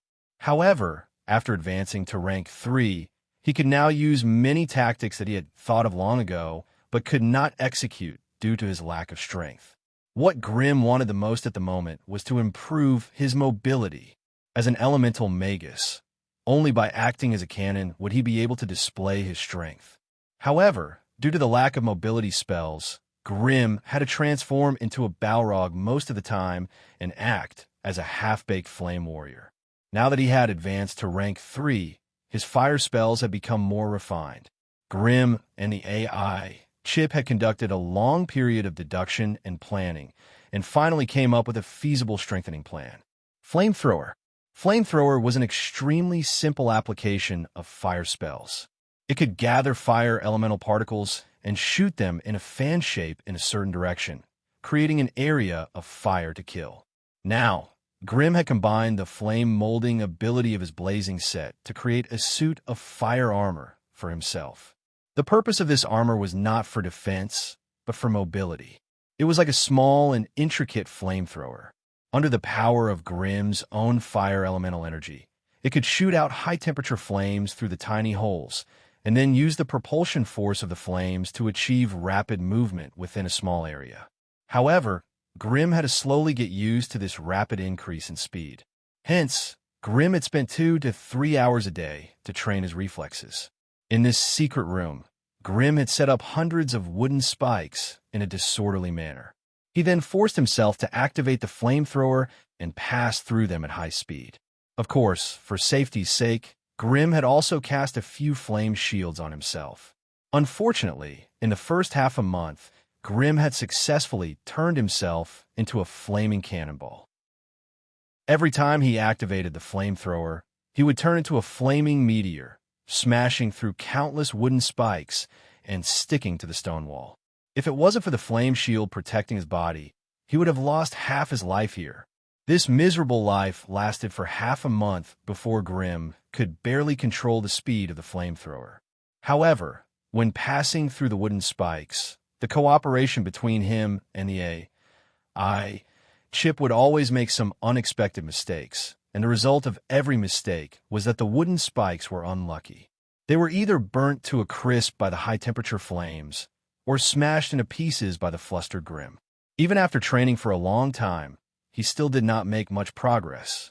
This made Grimm lose confidence in his own talent, and he could only hand over the control of the flamethrower to the AI chip in his brain.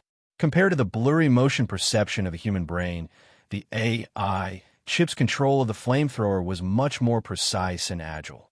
Every time the flamethrower was activated, Grimm would turn into a flaming humanoid, moving at high speed through the densely packed wooden spikes. Unfortunately, although his body was very agile, his expression did not match his body at all. Grim screams never stopped as he watched the wooden stakes fly past him and the spikes rapidly approach him. After a round of practice, although he was unscathed and completed all the movements with exceptional perfection, the bean-sized beads of sweat had already soaked through his clothes. Chapter 859. Entovia. As a large trading city, Entovia was famous throughout the entire northern lands. With the Wizard Tower in the center of the city as the core, circles of commercial areas and exquisite villas could be seen everywhere, and the flow of people here was endless. One had to admit that although the northern witches were a bit too savage, their attitude towards the people was the best among all the wizard forces. Perhaps it was because of the cold climate in the north and the sparse population. The population was also a scarce resource here. Therefore, in the entire north, there were almost no large-scale killings, and the disputes between the witches rarely affected the ordinary people. Entovia was a typical public city that did not belong to any witch faction. Instead, it was a commercial city governed by the Witch Council. The witches responsible for maintaining order here often had to treat every witch faction fairly and maintain a neutral position at all times. Arya was an official witch who belonged to the Witch Council. At this time, it was time for her to patrol the city. Arya sat on her flying broom and flew across the sky of the city leisurely. Beneath her feet, exquisite buildings rose and fell, and the streets were bustling with people. Groups of carriages and horses slowly moved through the crowd, and the loaded carriages were stacked with all kinds of goods. Seeing the witch passing over their heads, the citizens took off their hats and cheered enthusiastically at Arya's figure. It could be seen that the local witches were indeed very loved by the people. At this time, every day, Arya had to patrol the commercial area in the east of the city. When passing by Biden's magic hut, she would also pay a visit to Aunt Ferlin and taste the honey cakes made by her. Then, she would fly to the Kinto flower shop on the outskirts of the city and bring back a foxtail flower for her dear Minnie the Witch. The witches on duty in Entovia City spent most of the day leisurely and contented. The order and laws of the city were in charge of the nobles and city guards appointed by the witches, and the witches were only responsible for patrol and sightseeing. Only when there was a major turmoil in the city that the city guards could not handle would they appear as arbitrators and managers. Therefore, when Arya flew across the sky on her broom, thinking that it would be another leisurely and idle day, a firework of witchcraft suddenly exploded in midair from the Palin district far away. It's the alarm from the city guards. Arya was a little surprised. She quickly flew towards the place where the fireworks were going to rise. When Arya arrived at Palin district, two of her sisters had already arrived ahead of her. They rode on flying broomsticks and floated side by side above the street, seemingly discussing something with each other. When they saw Arya, they nodded at her from afar. Palin district was a famous commercial district in Entovia City. There were several large Chamber of Commerce shops on this street, so it was also one of the areas that the witches paid attention to. Although Arya was a little late, she could still see everything on the ground as she floated about 70 meters in the air. At this moment, on the streets of Palin District, in front of the Golden Base Trading Company, two teams were facing each other coldly. The city guards who had rushed over after hearing the news were scattered around.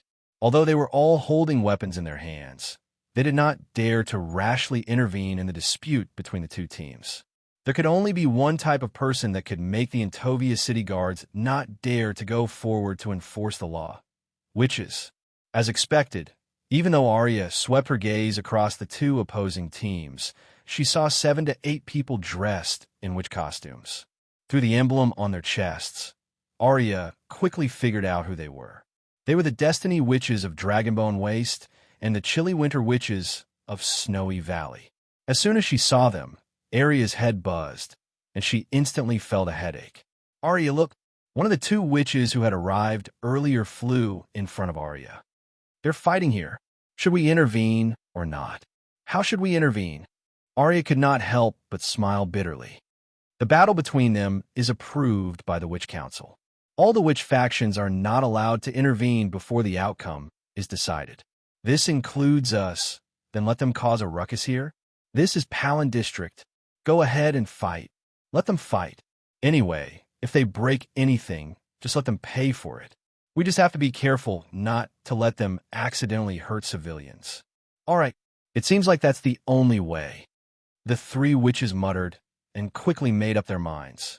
Arya was the oldest and the strongest among the three, so she was the first to fly above the witches of the two factions.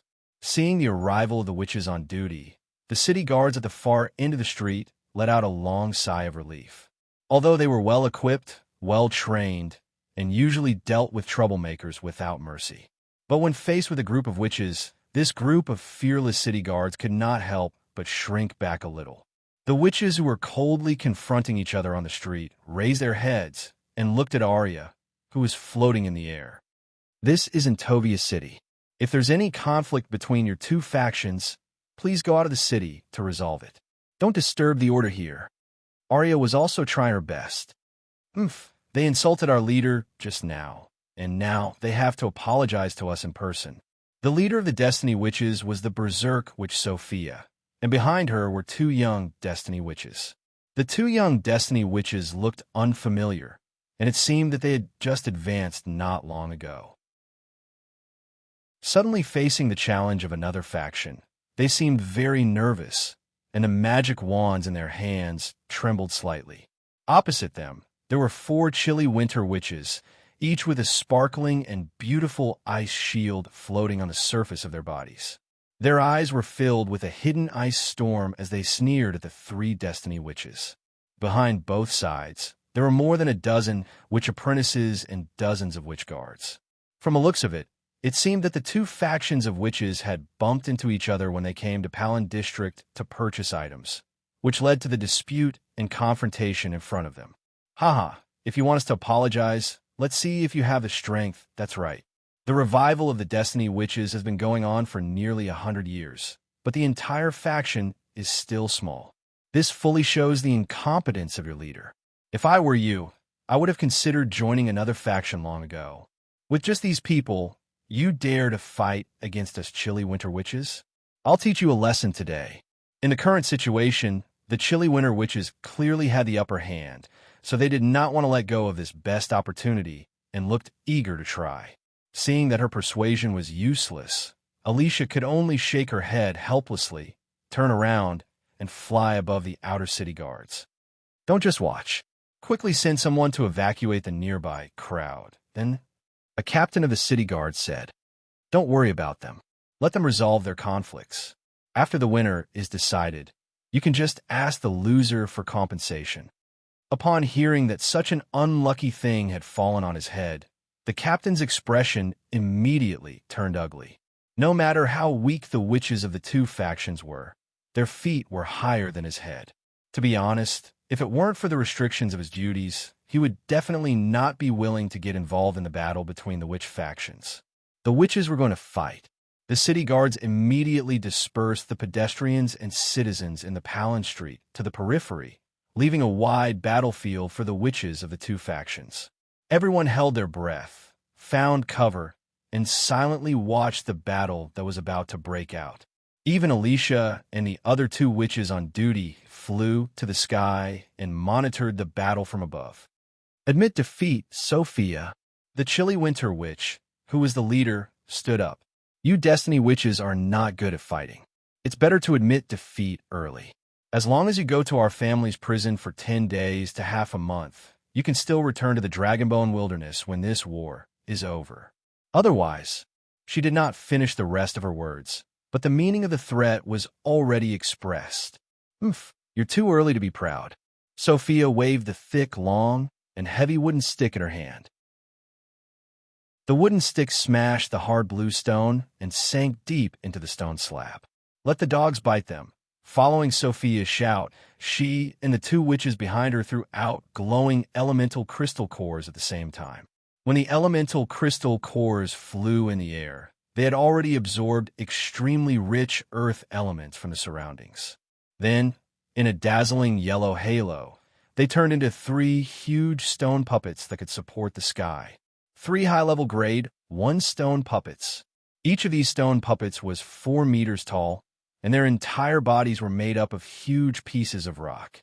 due to their astonishing weight. The moment these stone puppets landed on the street, they caused the surrounding buildings to tremble slightly. As soon as the 3 stone puppets appeared, they roared loudly and rushed towards the chilly winter witches on the other side of the street. "Damn it, it's the puppet elementals!" The chilly winter witch shouted loudly. "Guards, stop them!" Hearing her orders, the white armored guards that were originally gathered behind the witches rushed forward and met the stone puppets with their shields raised high. Like a heavy truck suddenly rushing into a watermelon field, a terrifying explosion immediately sounded in the field. The few white armored guards at the front were smashed into a bloody paste by the stone puppets' millstone-sized stone fists.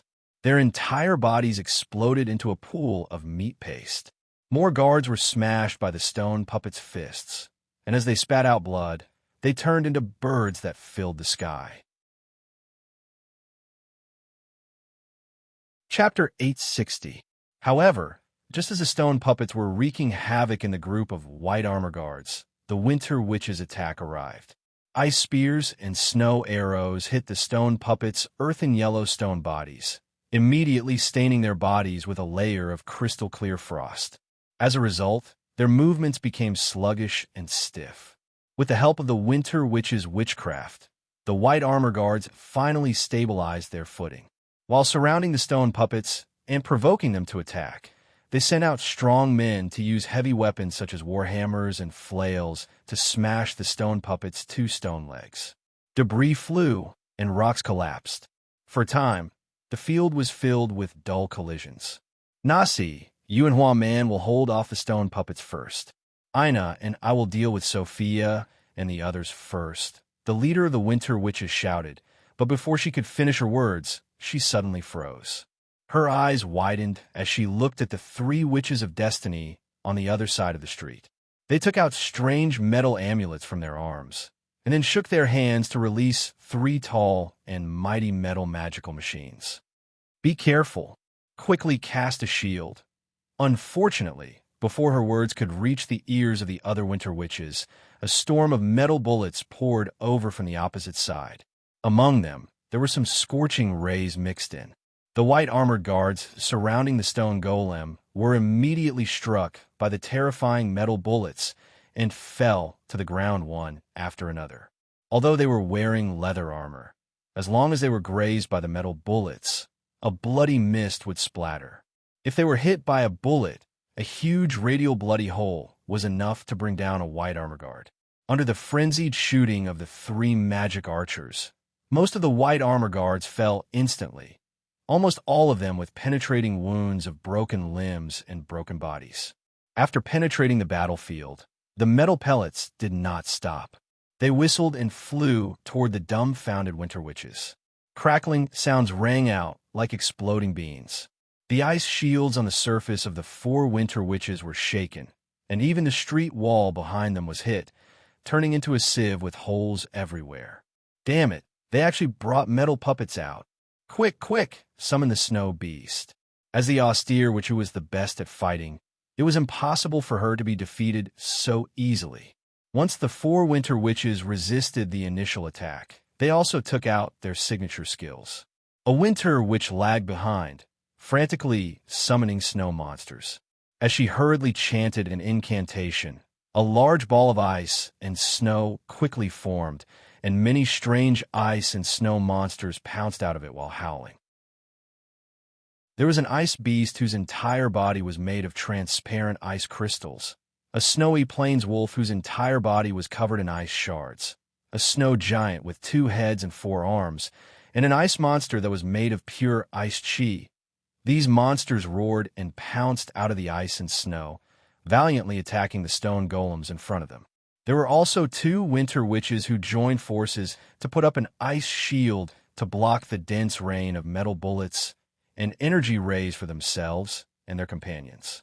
The leading witch, who had her hands free, floated into the air with a sinister smile and began to descend a large area of ice storm on the heads of the Destiny witches.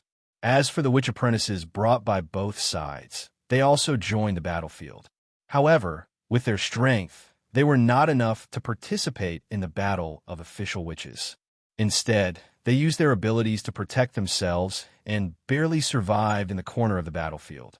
However, what was surprising was that the witch apprentices, who were originally not optimistic about the Destiny Witches, also threw out elemental crystal cores and summoned a group of strange-looking elemental puppets.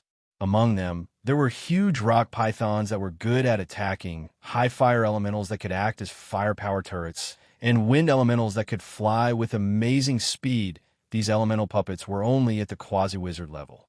Originally, they would not have any impact on the battlefield, but there were many of them. The 12 quasi-wizard elemental puppets rushed up and broke the line of defense formed by the snow monsters, allowing 3 advanced grade, 1 stone puppets to shake their heavy bodies and come in front of the 4 winter witches. The ice barrier held up by the winter witches burst under the huge stone fists of the stone puppets. 2 witches who worked together to hold up the barrier fell to the ground with blood and lost their combat power for a while. The witch apprentice who was floating in the air and bombarding the Destiny Witches with ice witchcraft was furious. She turned the ice storm and blew it towards the group of witch apprentices. The wind like freezing air blew through the witch apprentices, and before they could escape, they were instantly frozen into ice sculptures of different shapes. Alicia and the other witches, who were flying in the air and watching the battle, could not help but frown at the same time. They were a little angry at the madness of the leading winter witch. As an official witch, she openly attacked a group of apprentices. No matter how good the reason was, such an act would inevitably arouse the disgust of others. If it were not for the decision of the Witch Council, Alicia and the other witches would have stopped it. However, the madness of the leading winter, which also opened the prelude to their failure. As soon as the ice barrier was broken, they lost the ability to resist the stone puppets and magic archers. The winter, which was responsible for summoning the snow beast, was also hit by the stone puppet's ice shield and fell to the ground with blood flowing out of her mouth. Only the leading, which was still relying on the swift ice witchcraft to fight. Unfortunately, she soon fell under the berserk which Sophia's thick wooden stick. Once Sophia turned into a berserk witch, she could ignore the freezing and slowing effects of the opponent's ice witchcraft. So, the stone puppets might not be able to catch up with the opponent, but she could.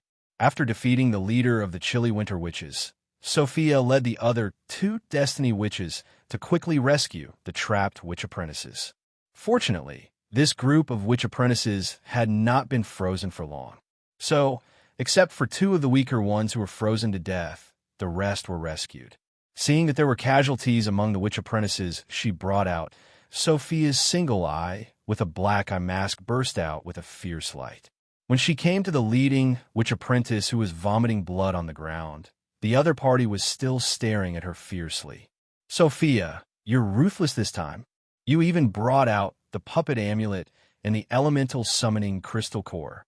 If not for them, you. Just as the winter witch was still baring her teeth, Sophia raised the thick wooden stick in her hand and smashed it on her fragile head, instantly exploding into a bloody paste all over the ground. The entire street fell silent in an instant. Even the 3 neutral witches floating in the air were stunned and did not know how to react for a moment. Do you think you can still live after killing our people? Sophia snorted coldly. She raised the thick wooden stick and shook off the sticky bloody paste that kept dripping from the tip of the stick. She turned to look at the other 3 winter witches. No, don't kill us. We didn't kill your people. The winter witch who was stared at by Sophia instantly turned pale with fear, and her entire body was trembling. 2 of us died, and only one of you died. This isn't fair. Sophia grinned fiercely. Everyone was speechless. You only lost 2 apprentices on your side, but the winter witches lost an advanced tier 1 witch. How? How could they be mentioned in the same breath?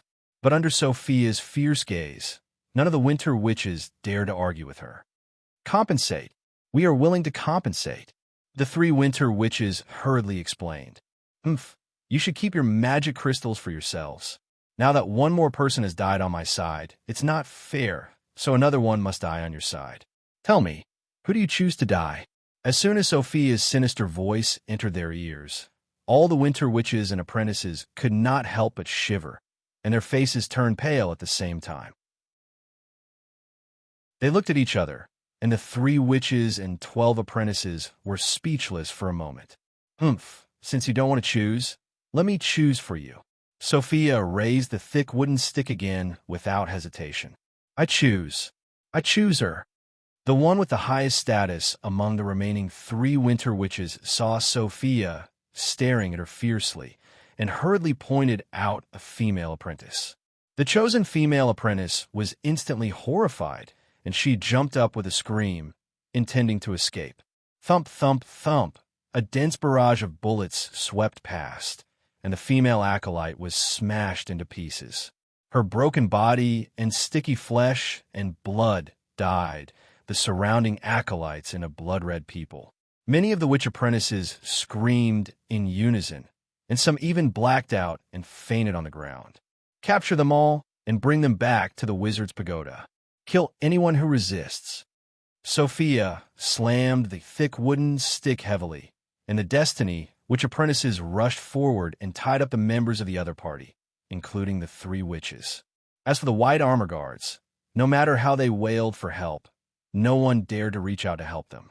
Seeing that the Destiny witches had taken control of the scene, the 3 high and mighty neutral witches hesitantly flew down.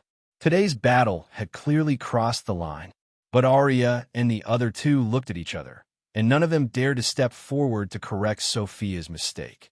Weren't these Destiny witches usually weak fellows? Why did they become so cruel and ruthless this time? The city guard in the distance were trembling in fear. They might have been used to seeing blood and killing, but when the targets of the killing and bloodshed were a group of witches, they could not help but tremble in fear. What were witches? Witches were a noble race that enjoyed the highest privileges in the northern lands. Since when were they able to hunt them like wild beasts? This was unbelievable. Sophia casually threw a bag of magical crystals to Arya as compensation for breaking the walls and floor, and led her subordinates away with the group of captives. Chapter 861. The battle between the Destiny witches and the chilly austere witches showed an amazing trend from the beginning. Within a month, in the hundreds of conflicts that broke out in various parts of the north, the Destiny witches, who had always given the impression of being weak and easy to bully, showed frightening bravery and ferocity. In the witch-level battle, although the Destiny witches were at a disadvantage in terms of numbers, they did not retreat. They seemed to have achieved a magical puppet summoning crystal core and a puppet amulet. Once they started fighting with the chilly austere witches, with the elemental puppet on the left and the metal magical weapon on the right, coupled with the instantaneous magic wands and witchcraft scrolls, the Destiny witches turned from little sheep to ferocious big bad wolves, swallowing the grade 1 chilly austere witches in one breath. Of course, not many chilly austere witches really died. Most of them were defeated and captured, and imprisoned in the Tower of Destiny in the Dragonbone Wilderness. It seemed that it would be difficult for them to escape until the end of the war. Not only were the chilly austere witches confused by the sudden burst of power of the Destiny witches, even the witches of other factions who were watching from the sidelines could not understand it. One had to know that the cost of strange things like elemental puppets and metal puppets had always been high. With the financial resources of most of the Wizard's Pagoda, they could only be used as fixed guards for the Wizard's Pagoda. Want to bring it out? The market price of a miniature puppet amulet could easily be more than 20,000 magic crystals, and there was no market for it. Without special means, it was difficult to get such a strategic item from the Silver Alliance. If a Grade 1, which suddenly summoned an elemental puppet and a metal magical weapon of the same level during a battle, it was not too outrageous. Then, when 2 witch apprentices were fighting, if one side suddenly summoned a quasi-wizard level elemental puppet, the impact on the battle would be too great. In the battles that broke out in various parts of the north, most of the parties involved were witch apprentices. The weight of a quasi-wizard level elemental puppet, the witch apprentices of the chilly austere witches could slowly tell you with their own tragic stories. This also led to the Destiny witches never losing in the apprentice-level battles. The opposing witch apprentices were either defeated and captured or beaten to a pulp fleeing with their hands covering their heads. For a long time, as long as the chilly austere witches saw the Destiny witches, they would turn around and leave, never daring to fight them head-on. It could be said that in the entire battle between the Destiny witches and the chilly austere witches, the witches were completely defeated and were not far from losing the war. However, the witches' decline was instantly reversed with the appearance of the level of the level of the level. At the end of the day, a Tier 2, which was still a Tier 2 witch. Those Tier 1 witches could not rely on some elemental puppets and metal puppets to defend themselves. Setting everything else aside, just the number of Tier 2 witches they had revealed the Fate faction's lack of strength. The Winter Witches had 11 Tier 2 witches, while the Fate faction only had 1. Moreover, it was the faction leader, Alice, who couldn't easily enter the battlefield. Witches of witches, witches, witches. Of witches of witches, of soul of. When this group of level 2 witches stepped onto the battlefield and began to wipe out the Destiny witches unscrupulously, the Destiny witches did not sit still and wait for death. Instead, they sent out a large number of level 2 witches from their subsidiary forces. Level 2 vampire wizards, level 2 dragonians, level 2 magical machine warriors, level 2 dragon eater Ollie, level 2 plague spirits. These sinister and ruthless rank 2 members of a different race didn't have the dignity and honor of a magus. They would ambush and ambush at every turn, and they would gang up on their targets. While the chilly austere witches were unaware of their existence, they cooperated with the witches of fate to launch many surprise attacks. For a time, 3 of the chilly austere witches were seriously injured, and 2 were captured alive. When such a battle record spread, it immediately caused a sensation in the entire northern land. Morgana, who was in charge of Ice and Snow Valley, could no longer sit still. How did things turn out like this? The strength of the chilly austere witches was almost 10 times that of the newly revived Destiny witches. This war should have ended with the defeat of the Destiny witches, and Morgana would have easily taken that wizard under her command. However, reality was far from ideal. Now, it was the Destiny witches who pressed the face of the chilly austere witches to the ground and rubbed it repeatedly. The psychological impact this brought to Morgana was undoubtedly unprecedented. Forced to do so, Morgana, a level 3 witch, could only walk out of Ice and Snow Valley and personally join the battlefield. The other party seemed to have expected this. As soon as Morgana walked out of Ice and Snow Valley, the Destiny witches began a comprehensive strategic retreat. They actually gave up all the peripheral territories and resource points, recalled all the witches and apprentices to the Tower of Destiny in the Dragonbone Wilderness, and did not leave. This time, Morgana was completely done for. With her identity and qualifications, she could not go to the Destiny witches' territory and bully those mortal armies and local nobles, right? But to attack the Tower of Destiny. That was the origin tower of the Destiny witches. Even level 4 witches did not dare to break into it easily, let alone a level 3 witch like her. But if she were to ignore the Destiny witches, damn it, at least 30 chilly austere witches and hundreds of apprentices were still imprisoned in the Tower of Destiny. If she were to ignore them, the reputation and glory that the chilly austere witches had built up over the past 500 years would be destroyed. Furthermore, there were still 2 level 2 chilly austere witches imprisoned in the Tower of Destiny. They could not abandon them, even if they had to.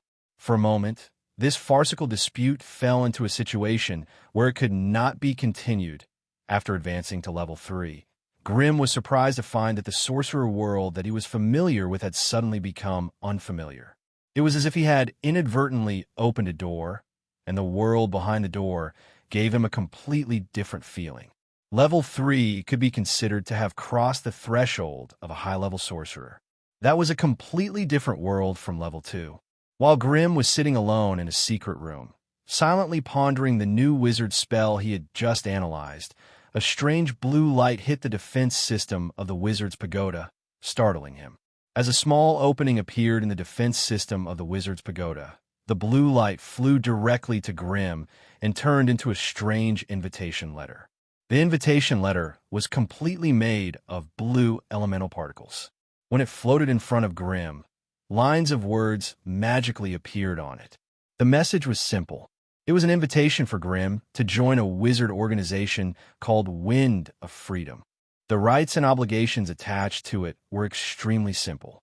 It seemed that as long as he left his wizard imprint on the letter, Grimm would be able to easily become a member of the wizard organization. He would be able to enjoy information, resources, and knowledge that could not be obtained from the outside world. The only restriction that the organization imposed on Grimm was that he had to stand up bravely and use his strength to protect the interests of all the sorcerers in the scattered Tower Forest when the three major factions invaded. Through this information, Grimm immediately understood that this should be the wizard organization that the old fellows of the Scattered Tower Forest Association had set up. Their goal was, of course, to unite the sorcerers of the Central Continent and resist the invasion of the three major sorcerer factions. Previously, Grimm's strength was not enough, so he could not come into contact with this organization. Now that Grimm had reached level 3, he had received an invitation from the organization. From this, it could be seen that the minimum requirement to join the Wind of Freedom Wizard organization was level 3. This also showed the huge difference between this organization and other small wizard organizations. Grimm hesitated for a moment, but in the end, he extended a finger that was burning with a bright yellow flame and pressed it lightly on the invitation letter. In an instant, the bright yellow flame left an imprint of a burning iron fist on the blue invitation letter. With a flick of his finger, the blue elemental particles dispersed into a sky full of fireflies, leaving behind a strange round mirror the size of a palm. Grimm reached out to grab the round mirror, and the AI chip in his brain immediately issued a notification. Beep. Discovered a strange spiritual force interface. Preliminary judgment. Mental network entrance. Data scan result. Safe. Mental network entrance? Grimm was slightly stunned at first, but then he suddenly understood something. All this time, he had been curious about one thing. It was that the civilization of the sorcerer world was too primitive and low-end. No matter what, the sorcerer world was still a powerful spellcaster faction in the multiverse. His own land of origin should not be so backward. The appearance of this round mirror showed that Grimm had not truly entered the sorcerer civilization. In the past, he was more like a wandering ghost, drifting away from the main sorcerer civilization. Thus, without hesitation, Grimm pierced his spiritual force into the round mirror. With a flick of his finger, it was as if he had plunged into a sea of information. In an instant, Grimm was drowned in a sea of information. If Grimm was alone, he would probably be clutching his head and pleading for his life. Fortunately, with the AI chip, no amount of information could overwhelm Grimm's sea of consciousness. Grimm, who was originally sitting in the secret room, suddenly felt as if he had entered a strange spiritual world, becoming a pure body of consciousness. With a flick of his finger, Grimm adapted to this strange body of consciousness and tried to open his eyes. "Welcome to the Winds of Freedom, sir. How may I be of service to you?" The first person to appear in front of Grimm was a beautiful young girl in an exquisite dress. She was smiling sweetly at Grimm and bowing to him. Grimm looked around suspiciously, then looked at himself. This was a special stone room with an area of only 10 square meters. There were no decorations, doors, windows, or furniture, only him and the girl in front of him. Grimm stretched out his hands in front of him. Chapter 862. What is this place? Grimm could not help but ask. "Esteemed sir, this is the entrance to the spiritual illusion of the Magus of Freedom Wind. You can find any resources, information, and knowledge you need here." The beautiful girl smiled as she explained to Grimm. "Then tell me about the basic situation of this spiritual illusion." Grimm ordered without holding back. He could see clearly that although the beautiful girl in front of him was very lifelike, she was not a real existence. Instead, she was a projection created by some sort of spell. Grimm didn't know if it was a young girl controlling this body, or an old wizard with wrinkles all over his face who was controlling this body. He did not care about the girl's flattery, and instead quickly shifted his attention to this strange illusion. Sir, don't worry. All of your personal information and actions in the spiritual illusion will be strictly protected. Apart from a few high-ranking members of the organization, no one will be able to spy on you. You are now at the entrance to this spiritual illusion. There are 7 stone doors in front of you, each leading to a different region. Door number 1 leads to the trading hall. There, you can buy and sell all sorts of resources and magic items. The resources inside are not limited to the Magus world. As the girl explained, 3 strange stone doors suddenly appeared on the stone wall. There were Magus symbols on them that represented 1, 2, and 3. Door number 2 leads to the Hall of Knowledge. There, you can find most of the knowledge and subjects of magic spells in the Magus world. Door number 3 leads to the Hall of Missions. There, you can find suitable companions to explore the unknown and mysterious world together. Since this is your first time joining Freedom Wind, you only have the lowest access rights. You can only visit these 3 regions. As for the other regions, you will need to accumulate contribution points before you can enter. With the knowledge from his previous life on Earth, Grimm had no trouble grasping the functions and uses of this spiritual illusion. Under the control of Grimm's consciousness, his own body in the illusion began to change strangely, duplicating his real body and appearance. However, in order to hide his identity, he condensed a flame mask on his face to cover his facial features. Let's go to the first hall to take a look. From the abundance of resources there, I might be able to understand the strength of the Freedom Wind organization from another angle. The body formed by Grimm's consciousness slammed into stone gate number 1 and instantly passed through it. Outside the door was a winding stone corridor. There were countless stone doors along the corridor. From time to time, wizards would come out of the stone doors and walk along the corridor to a certain place. Grimm scanned the surroundings and even reached out to pat the stone wall behind him. It was hard, rough, and cold, giving off the feeling that it was no different from a real stone wall. From this, it could be seen that the Magus who created this spiritual illusion had a terrifying level of attainment in the field of illusions. Chip, can you analyze everything here? Beep. Host command cannot be completed. This place is protected by a complete law system. Any malicious probing will trigger the corresponding law power, the power of the rule. Grimm pondered for a moment and finally gave up on the idea of taking advantage of the situation. He followed the direction of the corridor and walked into the distance. After walking for about half a mile, he arrived at the exit of the corridor. As soon as he stepped out of the corridor, a large underground hall appeared in front of him. Thick stone pillars were erected everywhere, and there were a few magi near each pillar with their hands pressed on it, as if they were discussing something. The entire hall was silent. All the magi were busy with their own matters, and there was no bustling scene like a human market. Grimm hesitated for a moment before strolling to a nearby stone pillar. The moment he placed his hand on it, lines of information were projected in his mind. Buy. Dragon-type healing essence. Price negotiable. Sell. Eye of the Black Prince. Has the ability to absorb spirits. 2,000 magic crystals. Sell.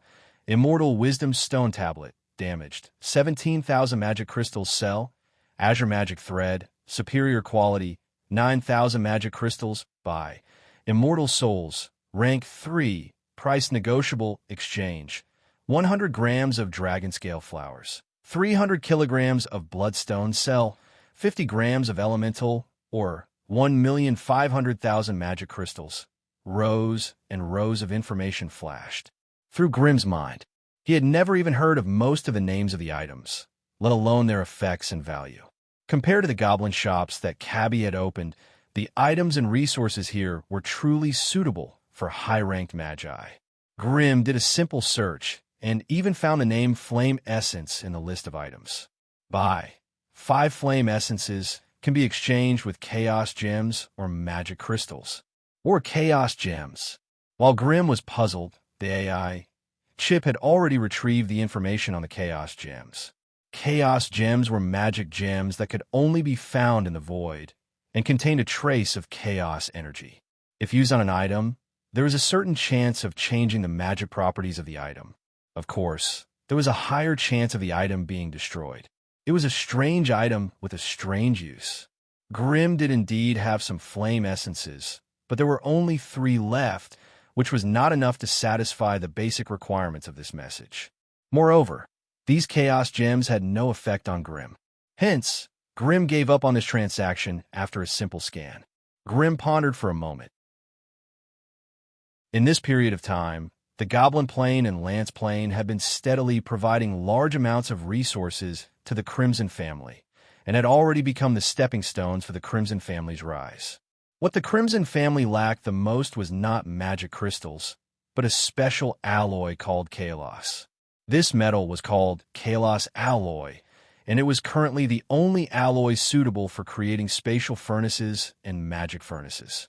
Although the other magic alloys had better physical or elemental resistance than Kalos alloy, they could not withstand the invasion of the violent void energy. Some time ago, after creating a small-scale magic furnace for the cloned Brain Jellu, Grimm's remaining Kalos alloy was only enough to create a spatial furnace. That was why Grimm had been urging the Goblin Cabbie to gather information about the Kalos alloy in the sorcerer world. Unfortunately, he had gained nothing.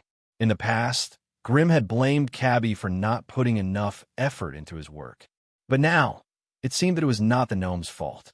Kalos alloy was a high-grade resource, and it was not something someone of Cabbie's level could come into contact with. Grimm took this opportunity to search for information on items related to Kalos alloy.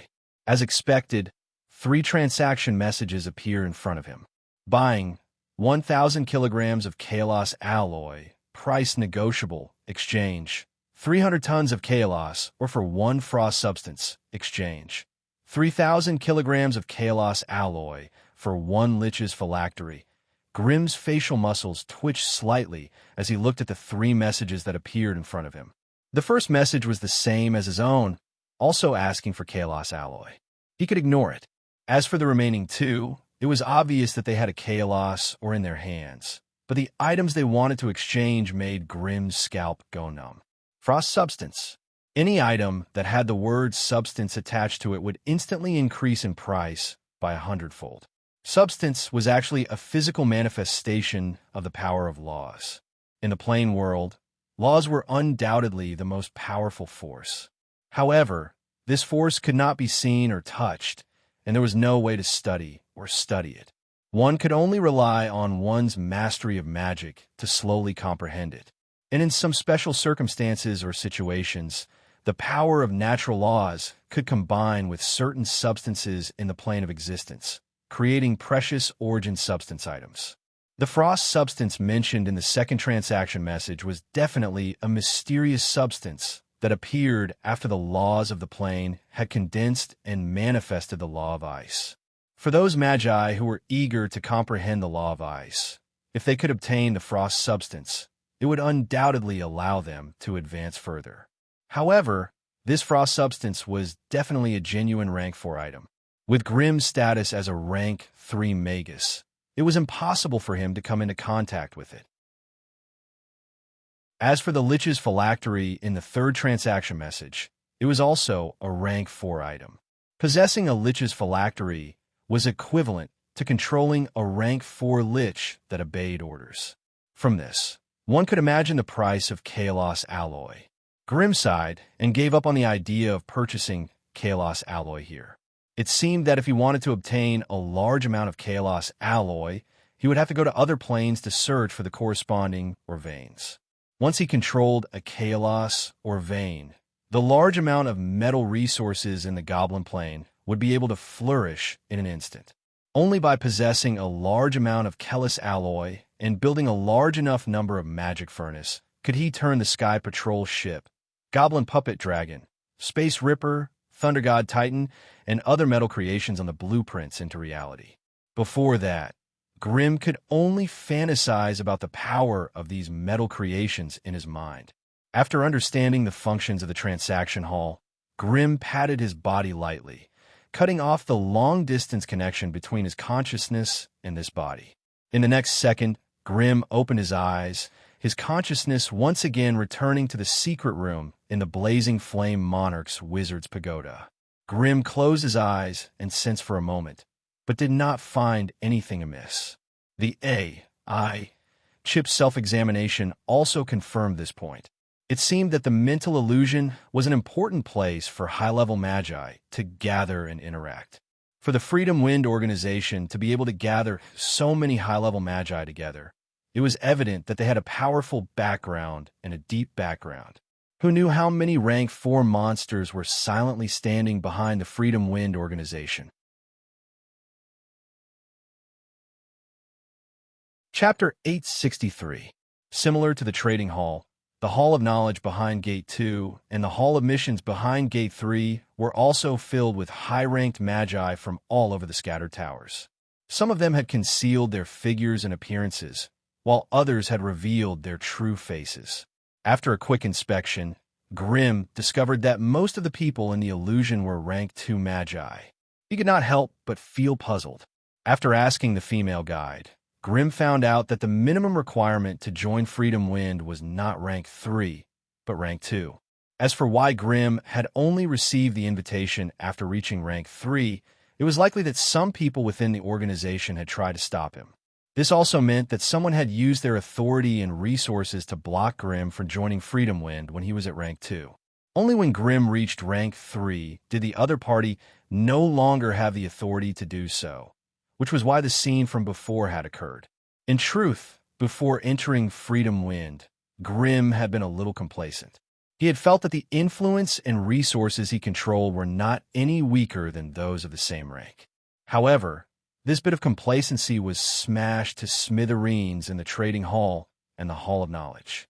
It made him realize once again that the resources that the old Magi had accumulated for hundreds of years were plentiful and extensive. It was not something a newbie like him could compare to. In the Hall of Knowledge, there were books and books on Magus spells, covering almost every aspect of the Magus world's laws. However, with Grimm's authority as a newbie, he could only access rank 2 Magus spells at most. If he wanted to see rank 3 information, he would have to increase his contribution points first. If Grimm could produce a rank 1 knowledge that was not recorded in the other party's database, he would receive 100 contribution points. If he could contribute rank 2 knowledge, he would receive 1,000 points. If he could contribute rank 3 knowledge, he would receive 10,000 points. However, if he wanted to browse through the relevant knowledge, rank 1 knowledge required 50 points, rank 2 knowledge required 400 points, and rank 3 knowledge required 7,000 points. Moreover, these were only the basic points. For knowledge with special properties or shocking effects, the points would increase accordingly. In the past 8 years, Grimm's Crimson family had annexed 3 or 4 unranked small organizations in the Alobis region. From them, Grimm had obtained some interesting knowledge. The AI chip estimated that if he contributed these things, he would be able to exchange for around 1,400 contribution points. Although this wasn't enough for Grimm to obtain some Tier 3 knowledge, it was enough for him to obtain some basic Tier 2 knowledge. That was more than enough for Grimm. After all, with the AI chip's knowledge of rank 1 and 2, it was not difficult to successfully derive rank 3 knowledge. The only thing that needed to be done was time. Hence, Grimm sold the stolen knowledge to Freedom Wind without hesitation. He then used the 1,370 merit points he obtained to exchange for 3 Tier 2 basic disciplines. Parasitic Spirit Experiment, Edison's Notebook Scarlet Graveyard among them. The Spirit Parasitic Experiment was a study on high-level spirits. If he could study it thoroughly, Grimm's defense against spirits would improve a lot. Edison's Notebook was the research content left behind by a mechanical wizard. It mentioned the fusion of human flesh and magic metals, which could be used as a reference for the metal titans that the goblins were currently building. The Scarlet Graveyard was a book that simply introduced the vampire race. It also provided some insights and solutions to the bloodline shackles that existed in the vampire race. Although the content might not be completely correct, it was still useful in solving Mary's bloodline shackles. When Grimm, who had almost exhausted all of his merit points, arrived at the mission hall, he realized that this was the place where he could quickly earn merit points. Here, a large number of high-ranked wizards had issued missions. The contents of the missions included exploring other worlds, searching for ruins, adventuring in the Black Forest, hunting high-ranked magical beasts, and so on. The most basic reward for completing these missions was a large number of merit points. These missions were also divided into Tier 2 and Tier 3 according to the degree of danger. A Tier 2 mission would only require one to come into contact with a Tier 2 creature, while a Tier 3 mission would require the appearance of a Tier 3 creature. However, to Grimm's surprise, he saw a long list of Tier 4 quests in the quest hall. He did not think that those Tier 4 wizards would come here to accept a Tier 4 mission. This meant that all the Tier 4 missions would be completed by a group of Tier 3 wizards. It was easy to imagine how dangerous it was. Nightless City Ruins Exploration Mission, Tier 3, Mission Creator, Wizard of Angmar, Tier 3, Mission Details. Head to the southwest corner of the Nyan region and explore the ruins of the Nightless City Mission reward. 50,000 magic crystals plus 2,000 merit points mission requirements. Recruit 5 Tier 3 wizards. Demon Investigation on the Rough Hill, Tier 3, Mission Creator. Scatter Tower Forest Association Mission Details. 3 years ago, traces of demons were discovered in the villages near the Rough Hill. 7 small villages became blood sacrifices.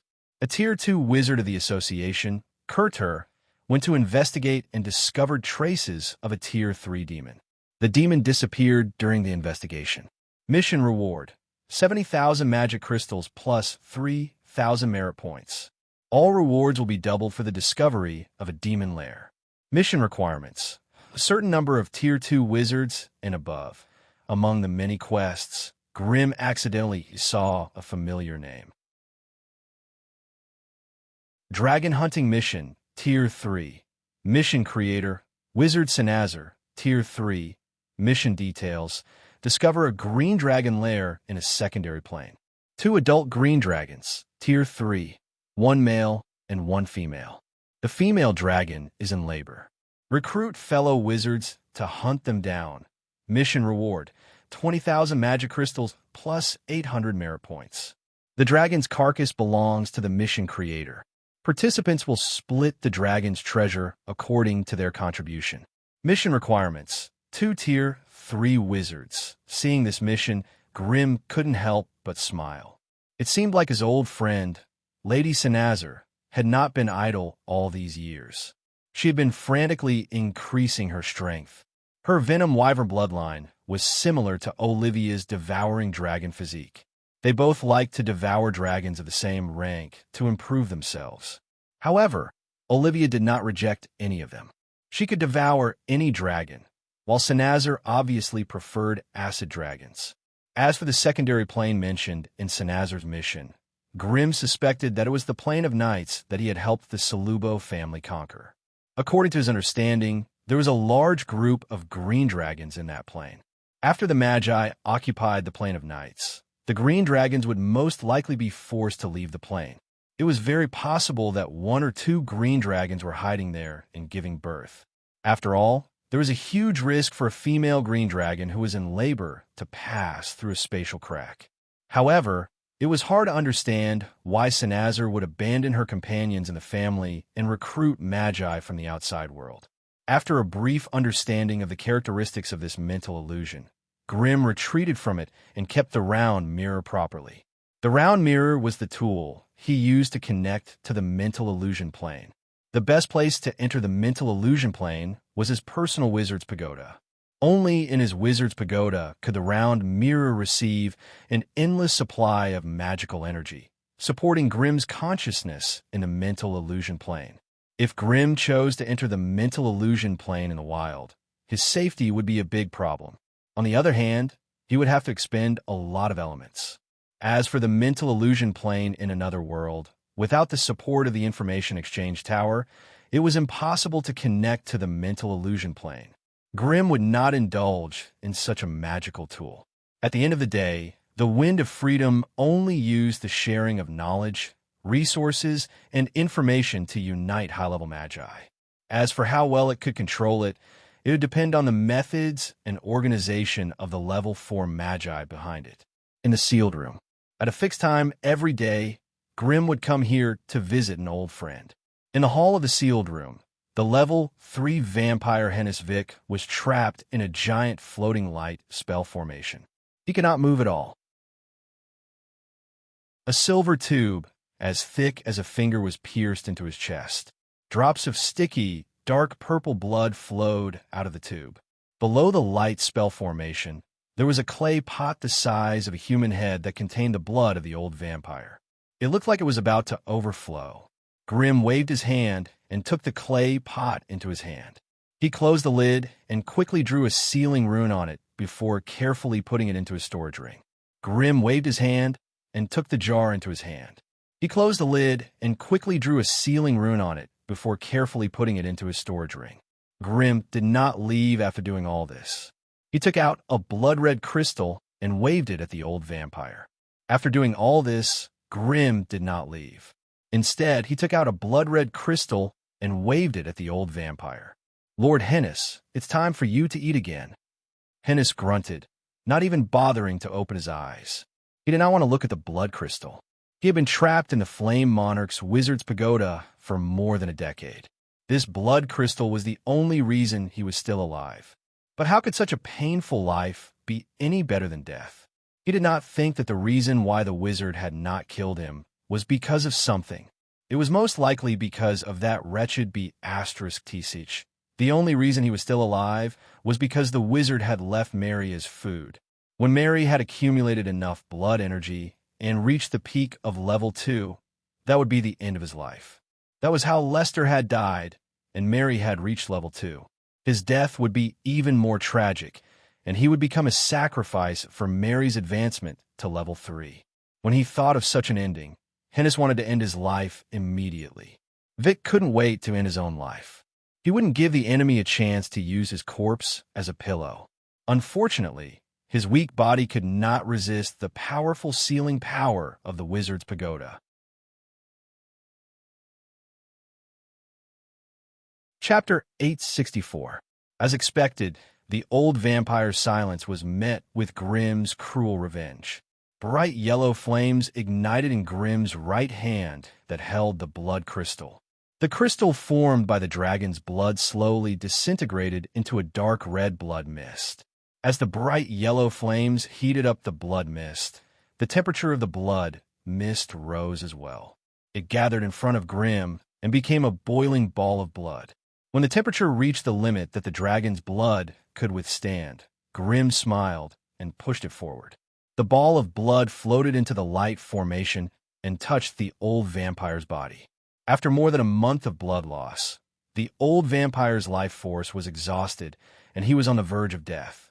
However, the moment his body came into contact with the boiling blood, he immediately absorbed it into his body like a whale drinking water. This kind of behavior was not the old vampire's original intention, but an instinct of his body. Dragon's blood was indeed a great supplement for the old vampire, but it was not the case for the dragon's blood that had been heated to a boiling state. As the vampire's body absorbed it, the boiling dragon's blood quickly seeped into Hein's body and gathered at the core of his heart. A long, mournful hiss. The old vampire, who was already very weak, was now in pain and happiness. The boiling dragon's blood flowed through his dried-up veins, nourishing his almost withered flesh. At the same time that it gave the old vampire strength, it also scalded the flesh and blood around his body, causing him so much pain that he wished he was dead.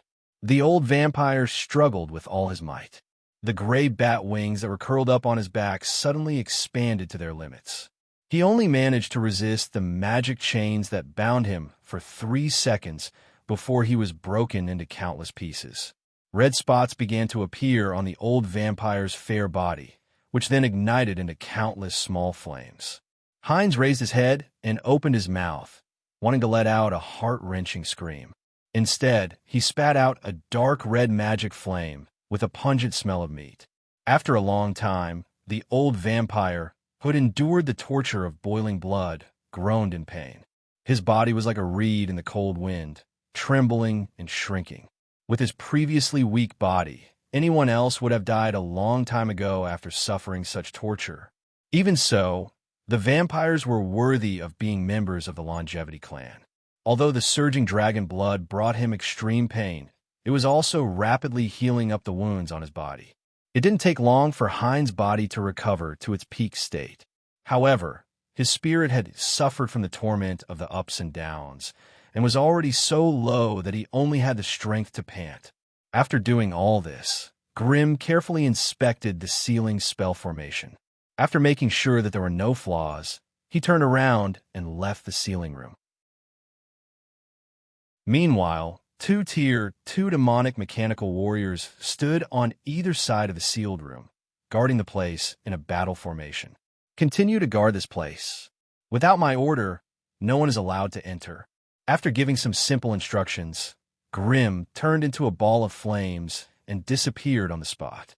When he reappeared, he was already in a secret magical room on the 5th level of the Wizard's Pagoda. There were no entrances or exits here, and it was impossible to barge in using ordinary methods.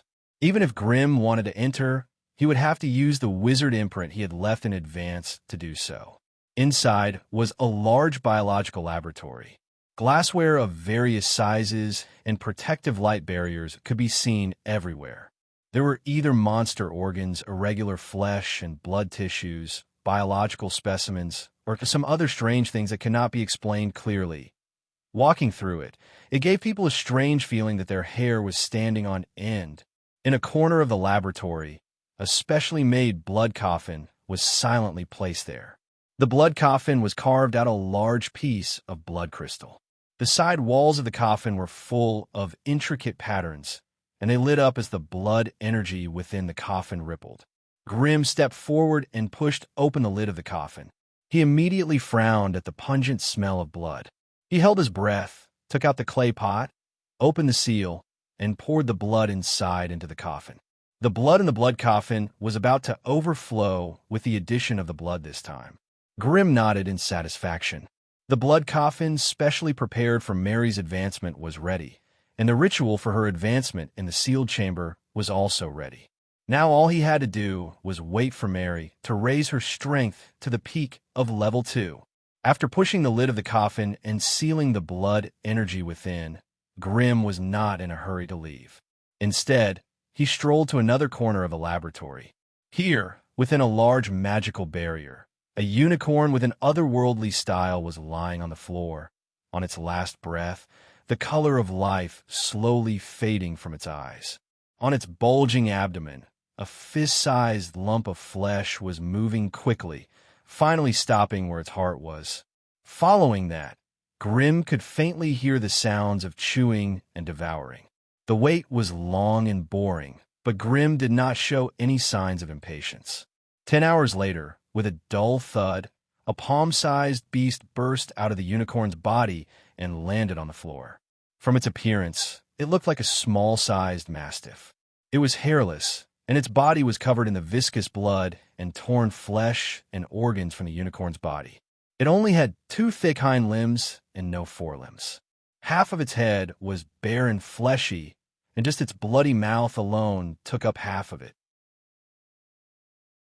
After burrowing out of the unicorn's body, the beast crouched on the ground, opened its mouth, and stuck out its half-meter-long flexible tongue to lick the blood and residue on its body.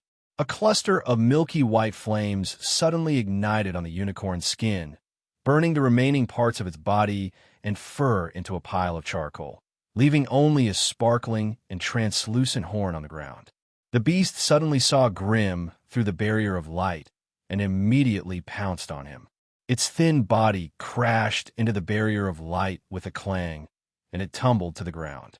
After struggling to get up, it let out a mournful cry towards Grimm. However, looking at its densely packed white teeth, which were still stained with blood and torn flesh, it would be hard for anyone to associate it with a pet. Come, after eating unicorn, let me see what kind of abilities you've inherited, Grimm said softly to the beast. This beast was the source siphon bug that Grimm had spent a lot of effort to nurture to its third mature form. However, why would an insect become like a wild beast after maturing? This was not something Grimm could understand or investigate. Grimm placed his right hand on the barrier of light, only half a meter away from the source siphon bug. The source siphon bug, which had been docile and obedient a moment ago, immediately became agitated. Thick saliva flowed out of its mouth through the gaps of its teeth and dripped on the floor, corroding the anti-magic metal floor, leaving tiny holes. The source siphoning bug stared at Grimm's right hand, which was very close to it, with an eager look on its face. Compared to the dead unicorn, Grimm, a Tier 3 magus, was undoubtedly a more delicious prey. A parasitic exotic beast like the source siphon bug had no so-called loyalty or emotions. Any intelligent creature in the world, as long as it could be hunted, would be on its kill list. Be obedient and show some of your abilities. Otherwise, the smile on Grimm's face did not change, but a hint of killing intent slowly surfaced in his black pupils. Meanwhile, the source siphon bug was still drooling over his flesh. Grimm flicked his finger lightly, and a fingernail-sized flame suddenly appeared on the source siphon bug's back. The flames and flesh intersected, emitting a strange, sizzling sound. The source siphon bug immediately hissed in pain. However, it was strange. As it hissed, the strange spiral horn that had fallen into the unicorn's ashes suddenly emitted a strong light. When a milky white light landed on the source siphon bug's back, it immediately extinguished the magical flames. The remaining milky white light surged into the source siphon bug's body, almost instantly dispelling the burn marks left behind by the flames. Divine power. Grimm uttered this name in an aria style. Grimm could clearly sense the power just now. It was the unique divine power of the unicorn tribe. This divine power had the special magical effects of purification and dispelling. It was something that other races could not hope to achieve. An exotic beast like the source siphon bug with an innate talent of plundering naturally could not possess such divine power. However, after it had completely devoured the bloodline talent of an adult unicorn, it could actually use the horn to unleash this strange divine power. This meant that the source siphon bug's innate talent had succeeded. Grimm immediately activated a certain spell formation within the light barrier without hesitation. A gray anesthetic gas sprayed out from a corner, quickly filling the entire light barrier. The source siphon bug's body immediately started to sway as it inhaled the gray gas. However, it quickly unleashed a large mass of milky white light to envelop its body, stubbornly resisting the gray gas. Grimm was not interested in waiting for the anesthetic gas to deplete its divine power.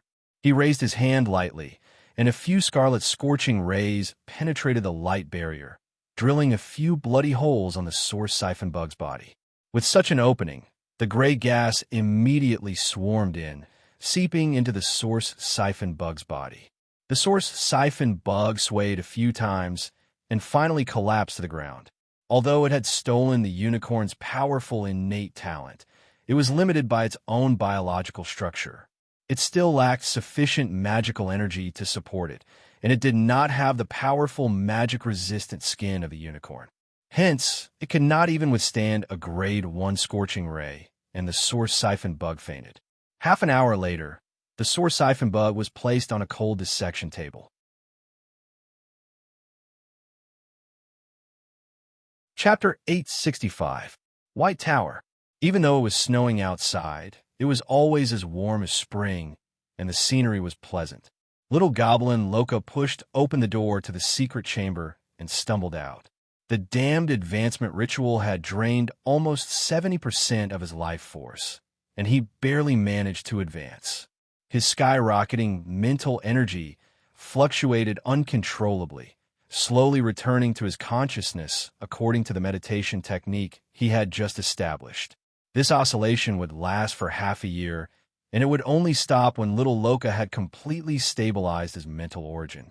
Behind him, a small, tattered magical machine creaked out and spun around him.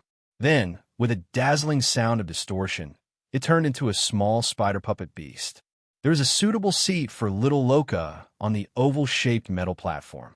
In the advancement ritual, just now, little Loka had chosen to lower his vitality and strength to stimulate the surge in his mental energy. Only then did his mental energy reach the required level. And now, the biggest side effect was that his physique and strength had declined to varying degrees, especially his vitality, which was so weak that it was even weaker than a normal person. At this point, even a child could kill him with a wooden stick, much less a powerful wizard or magical creature. Now, he could be said to be extremely weak. However, this state was only temporary. Once his skyrocketing mental energy stabilized, as a level 1 magical machinist, he had many ways to replenish his lost vitality. One of the simplest was the earth-fire feast provided by the wizard's pagoda. It was a type of ground fire dragon that came from the depths of the molten fire world. Even though they were called dragons, they were essentially fire element lizards that lived near the lava sea. Even though they looked inconspicuous, they were still a type of pseudo-dragon. Their flesh and blood naturally had indescribable nourishing and strengthening effects. Of course, this was also because little Loka was too poor. If he had enough magical crystals, he could have chosen a higher grade of fire dragon meat. Yes, fire dragon meat, real fire dragon meat, fresh dragon meat taken from the body of a ferocious fire dragon. Little Loka had never heard of such luxurious treatment in other wizards' pagodas. As for the White Tower, as the headquarters of the Crimson family, it was able to supply fire dragon meat without limit. This invisible benefit made many magi envious. Unfortunately, Locke had spent all the magic crystals he had accumulated during his apprenticeship on the advancement ceremony. When he staggered out of the secret chamber, there were only 17 magic crystals left in his waist pouch. With this kind of wealth, it was obvious that he was not qualified to enjoy the fiery dragon feast. Taking a step back, being able to have some earth-fire feast to nourish his weak body was also pretty good. However, just as he pushed open the door to his residence, a huge wave of shouts rushed in from outside, almost flipping him over. Unbeknownst to him, all kinds of people had gathered outside the door. There were human acolytes, goblin acolytes, witch acolytes. Of course, most of them were the antis from the goblin plane. Goblins crowded the corridor in front of the residence. As soon as Locke opened the door, they cheered and swarmed in, lifting him up and throwing him into the sky. This was the highest form of etiquette the goblins used to welcome a hero and a victorious warrior. A large group of goblins gathered around Locke, reaching out to touch his body. They were proud of it, cheering and jumping in joy. As for the acolytes from other races, they stood at the periphery, clapping their hands and smiling at Locke. All right, hurry up and put Sir Locke down. His body can't handle all of you right now. A goblin leader dressed in exquisite warrior armor shouted loudly, stopping the goblins from carrying Locke out to parade him through the streets. Then, he pushed through the crowd and came in front of Locke, bowing and smiling. Sir Locke, congratulations on advancing to become a magus. I represent Sir Cabby to congratulate you sincerely.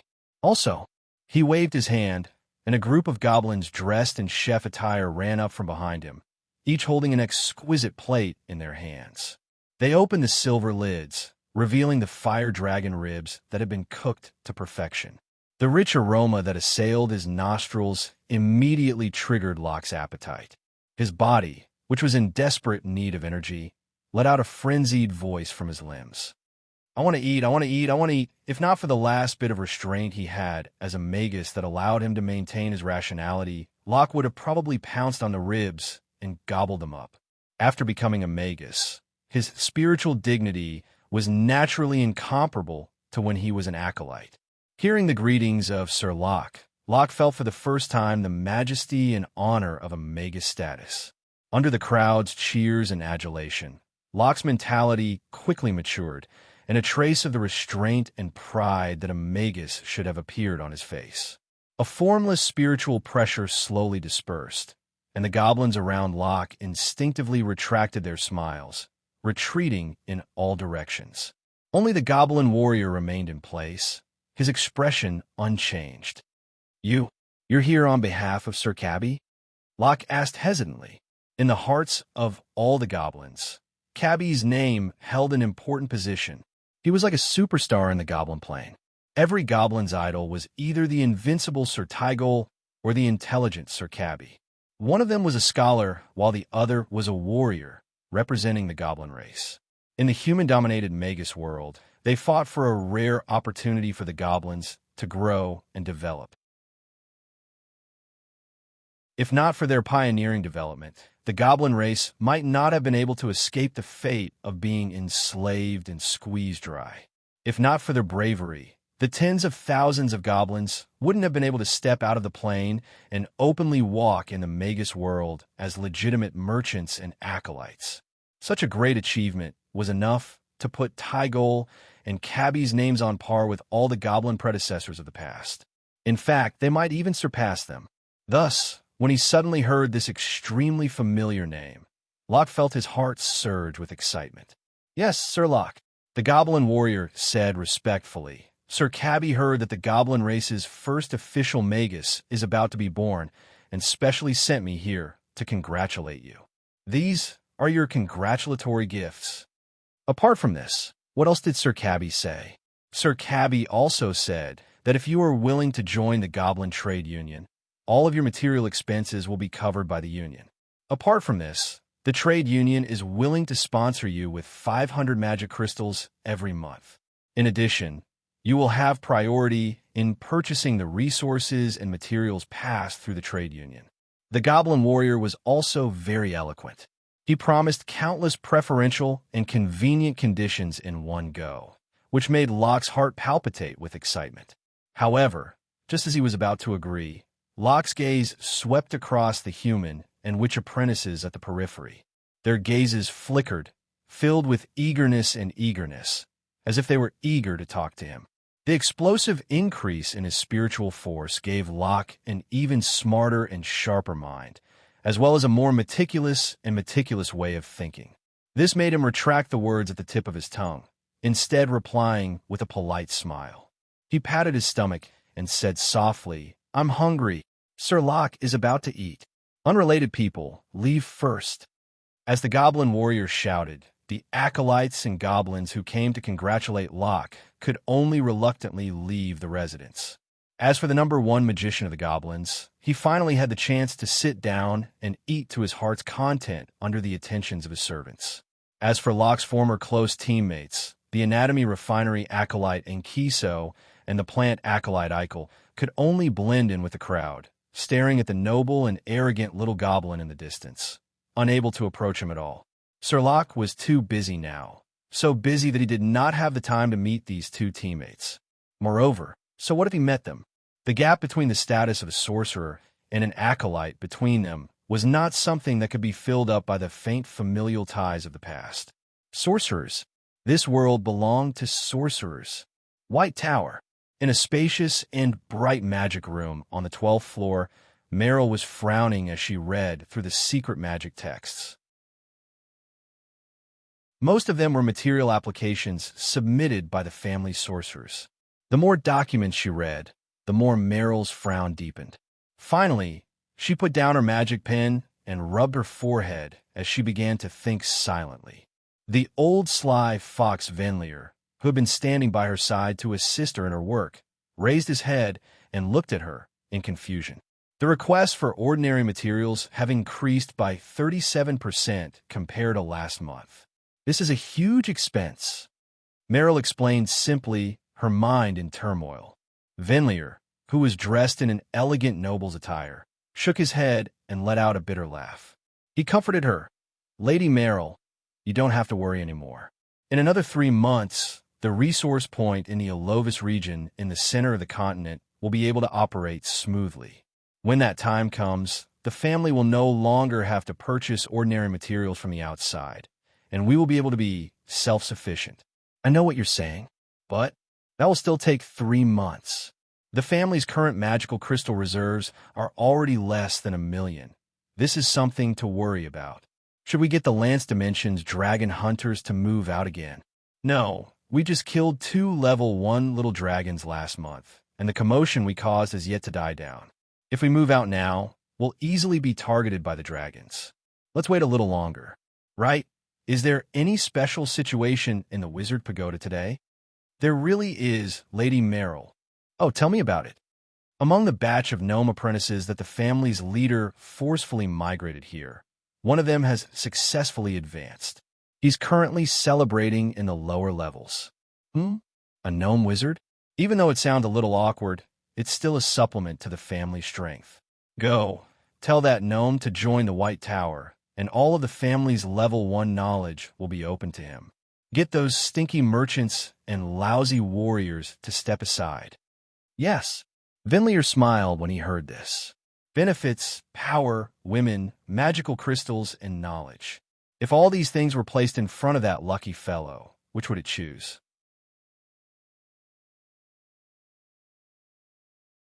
Chapter 866.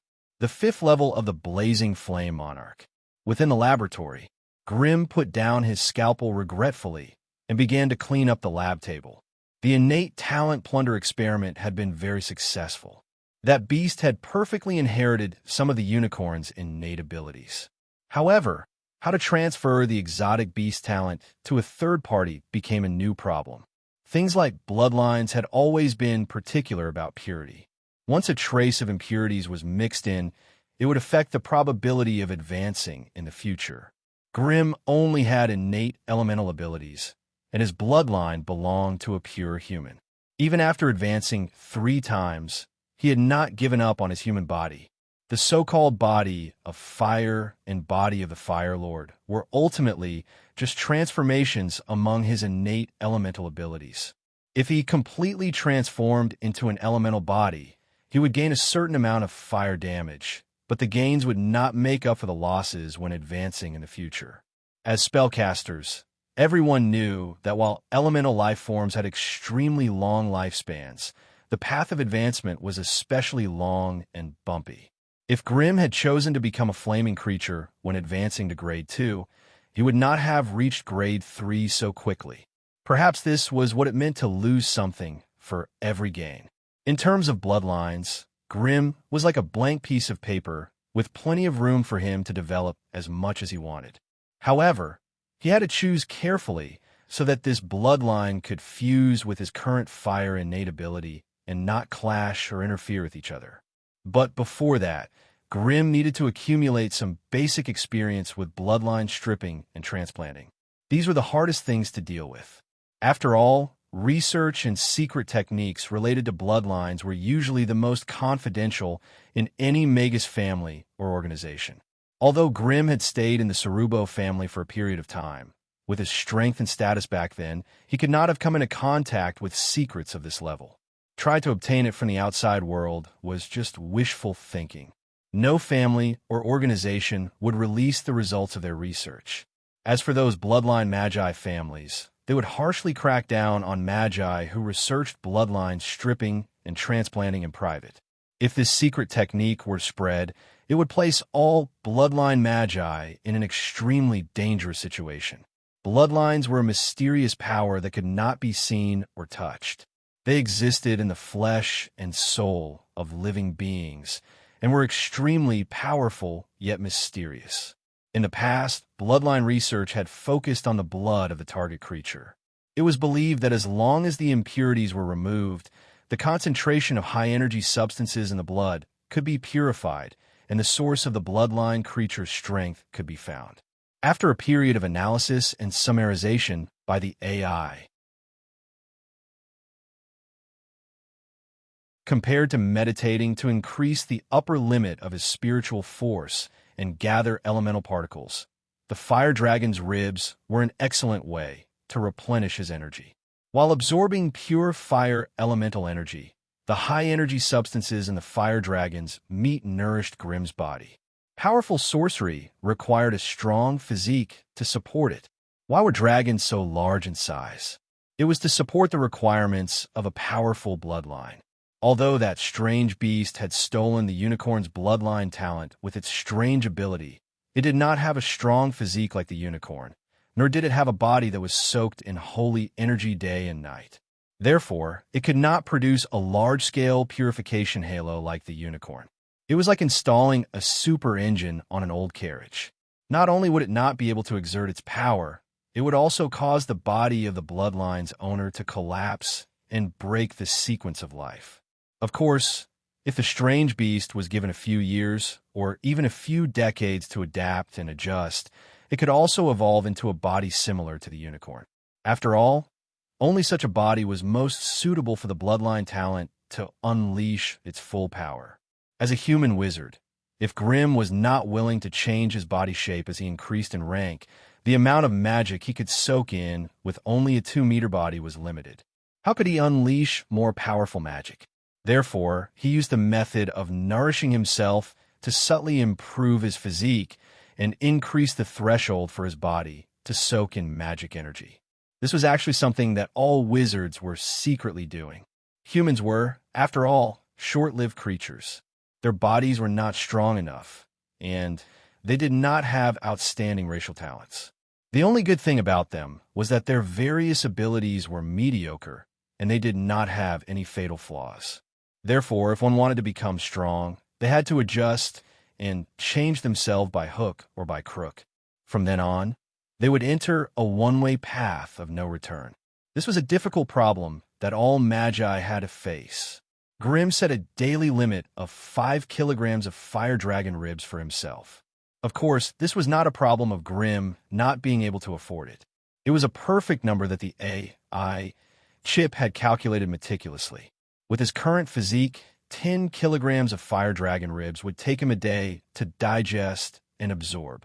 This way, he would not waste any food, nor would he waste any time. After finishing his only meal of the day, Grimm spent the rest of his time in the alchemy laboratory. After conquering the Goblin Plain, Grimm had obtained a large amount of magic machinery technology from the goblins.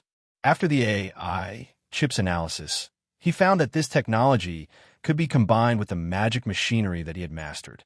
A long time ago, Grimm had envisioned the combination of elemental magic machinery and metal magic machinery. However, in order to turn this idea into reality, there were many problems that needed to be solved. Firstly, high magic in metal. Secondly, energy effects. Thirdly, magic spirits. If he could not solve any of these 3 problems, the combination of elemental magic machinery and metal magic machinery would just be a pipe dream. High magic and metal were the first hurdle that needed to be overcome in creating new elemental magic machinery. Among the 1,000 types of metals that the AI chip had recorded, there were less than 70 that had magic induction properties, and those that had all magic induction properties could be counted on one hand.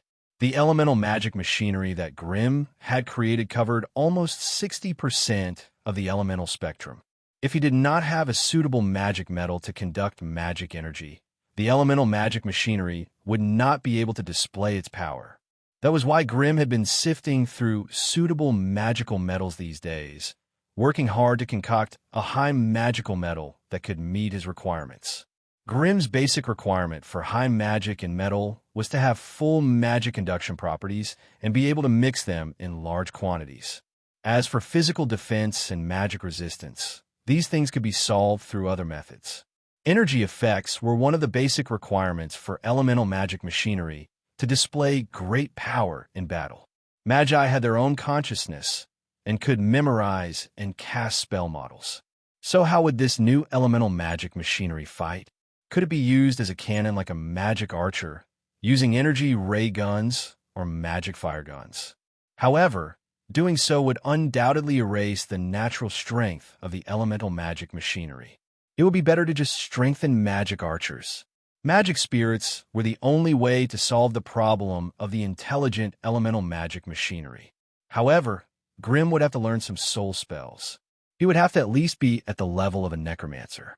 Although Grimm wanted to let the AI chip command these elemental magic machinery, with his current attainments in soul studies, he was still far from being able to use the AI chip's clone as the core to create magic spirits.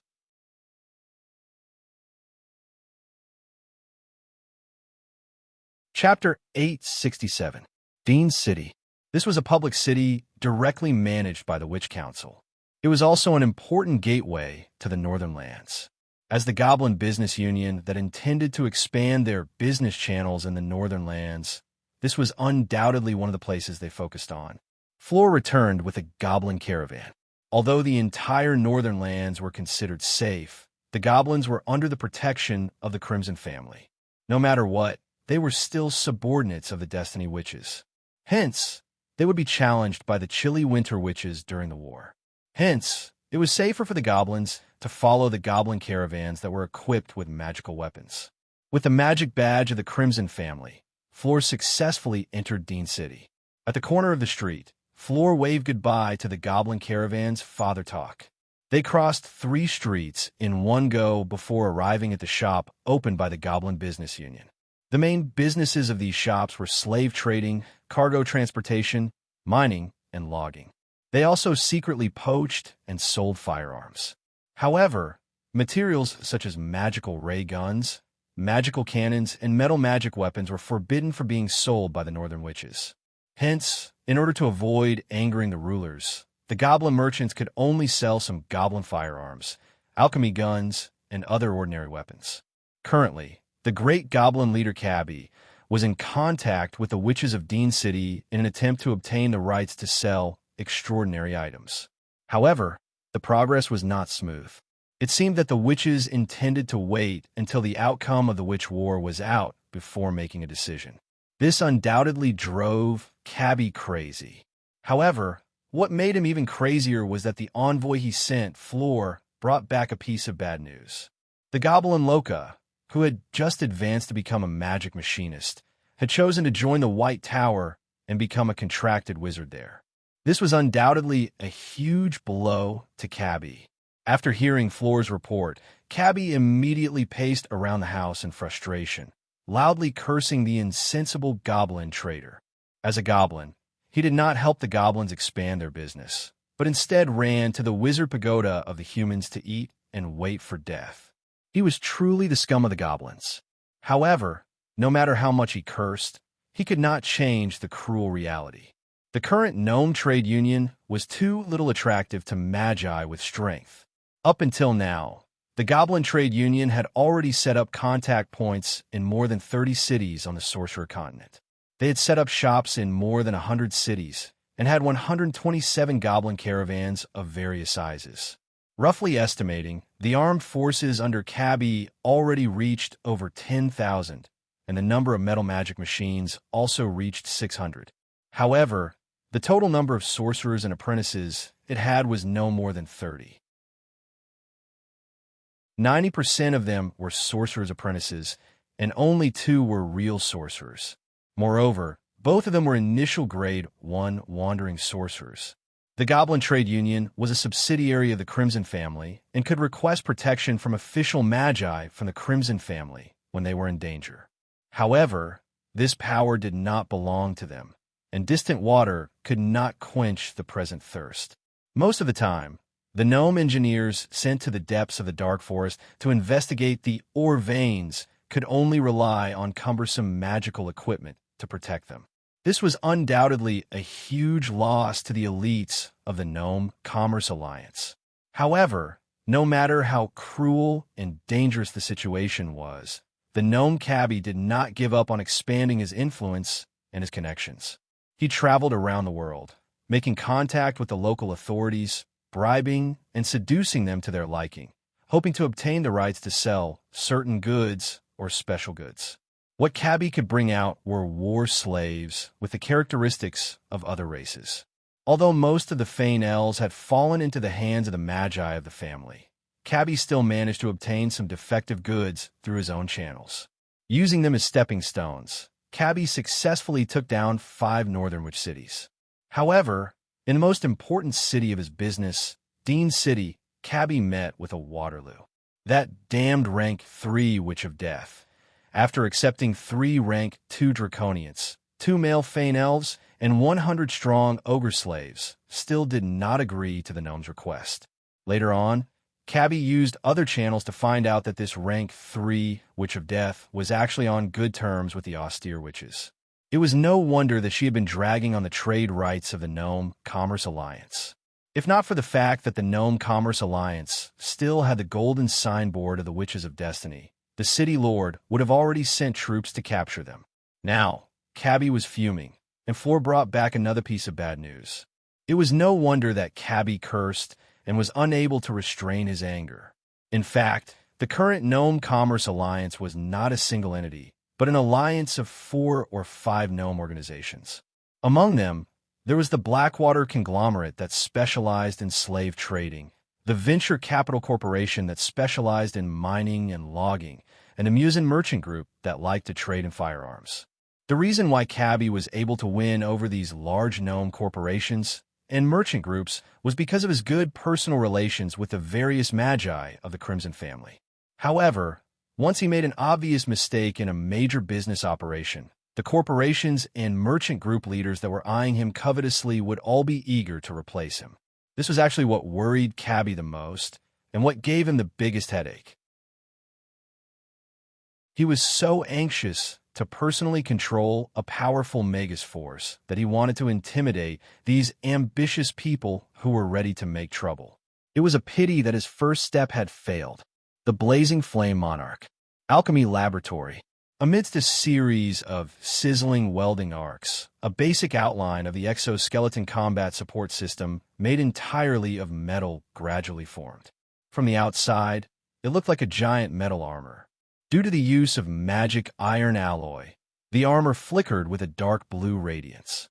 There was a long exhaust port at the back of the armor, continuously inhaling and exhaling white steam that could be seen with the naked eye. The joints of the armor were densely covered with large metal gears and turntables that were tightly meshed together. With every step the armor took, these gears and turntables would begin to spin frantically.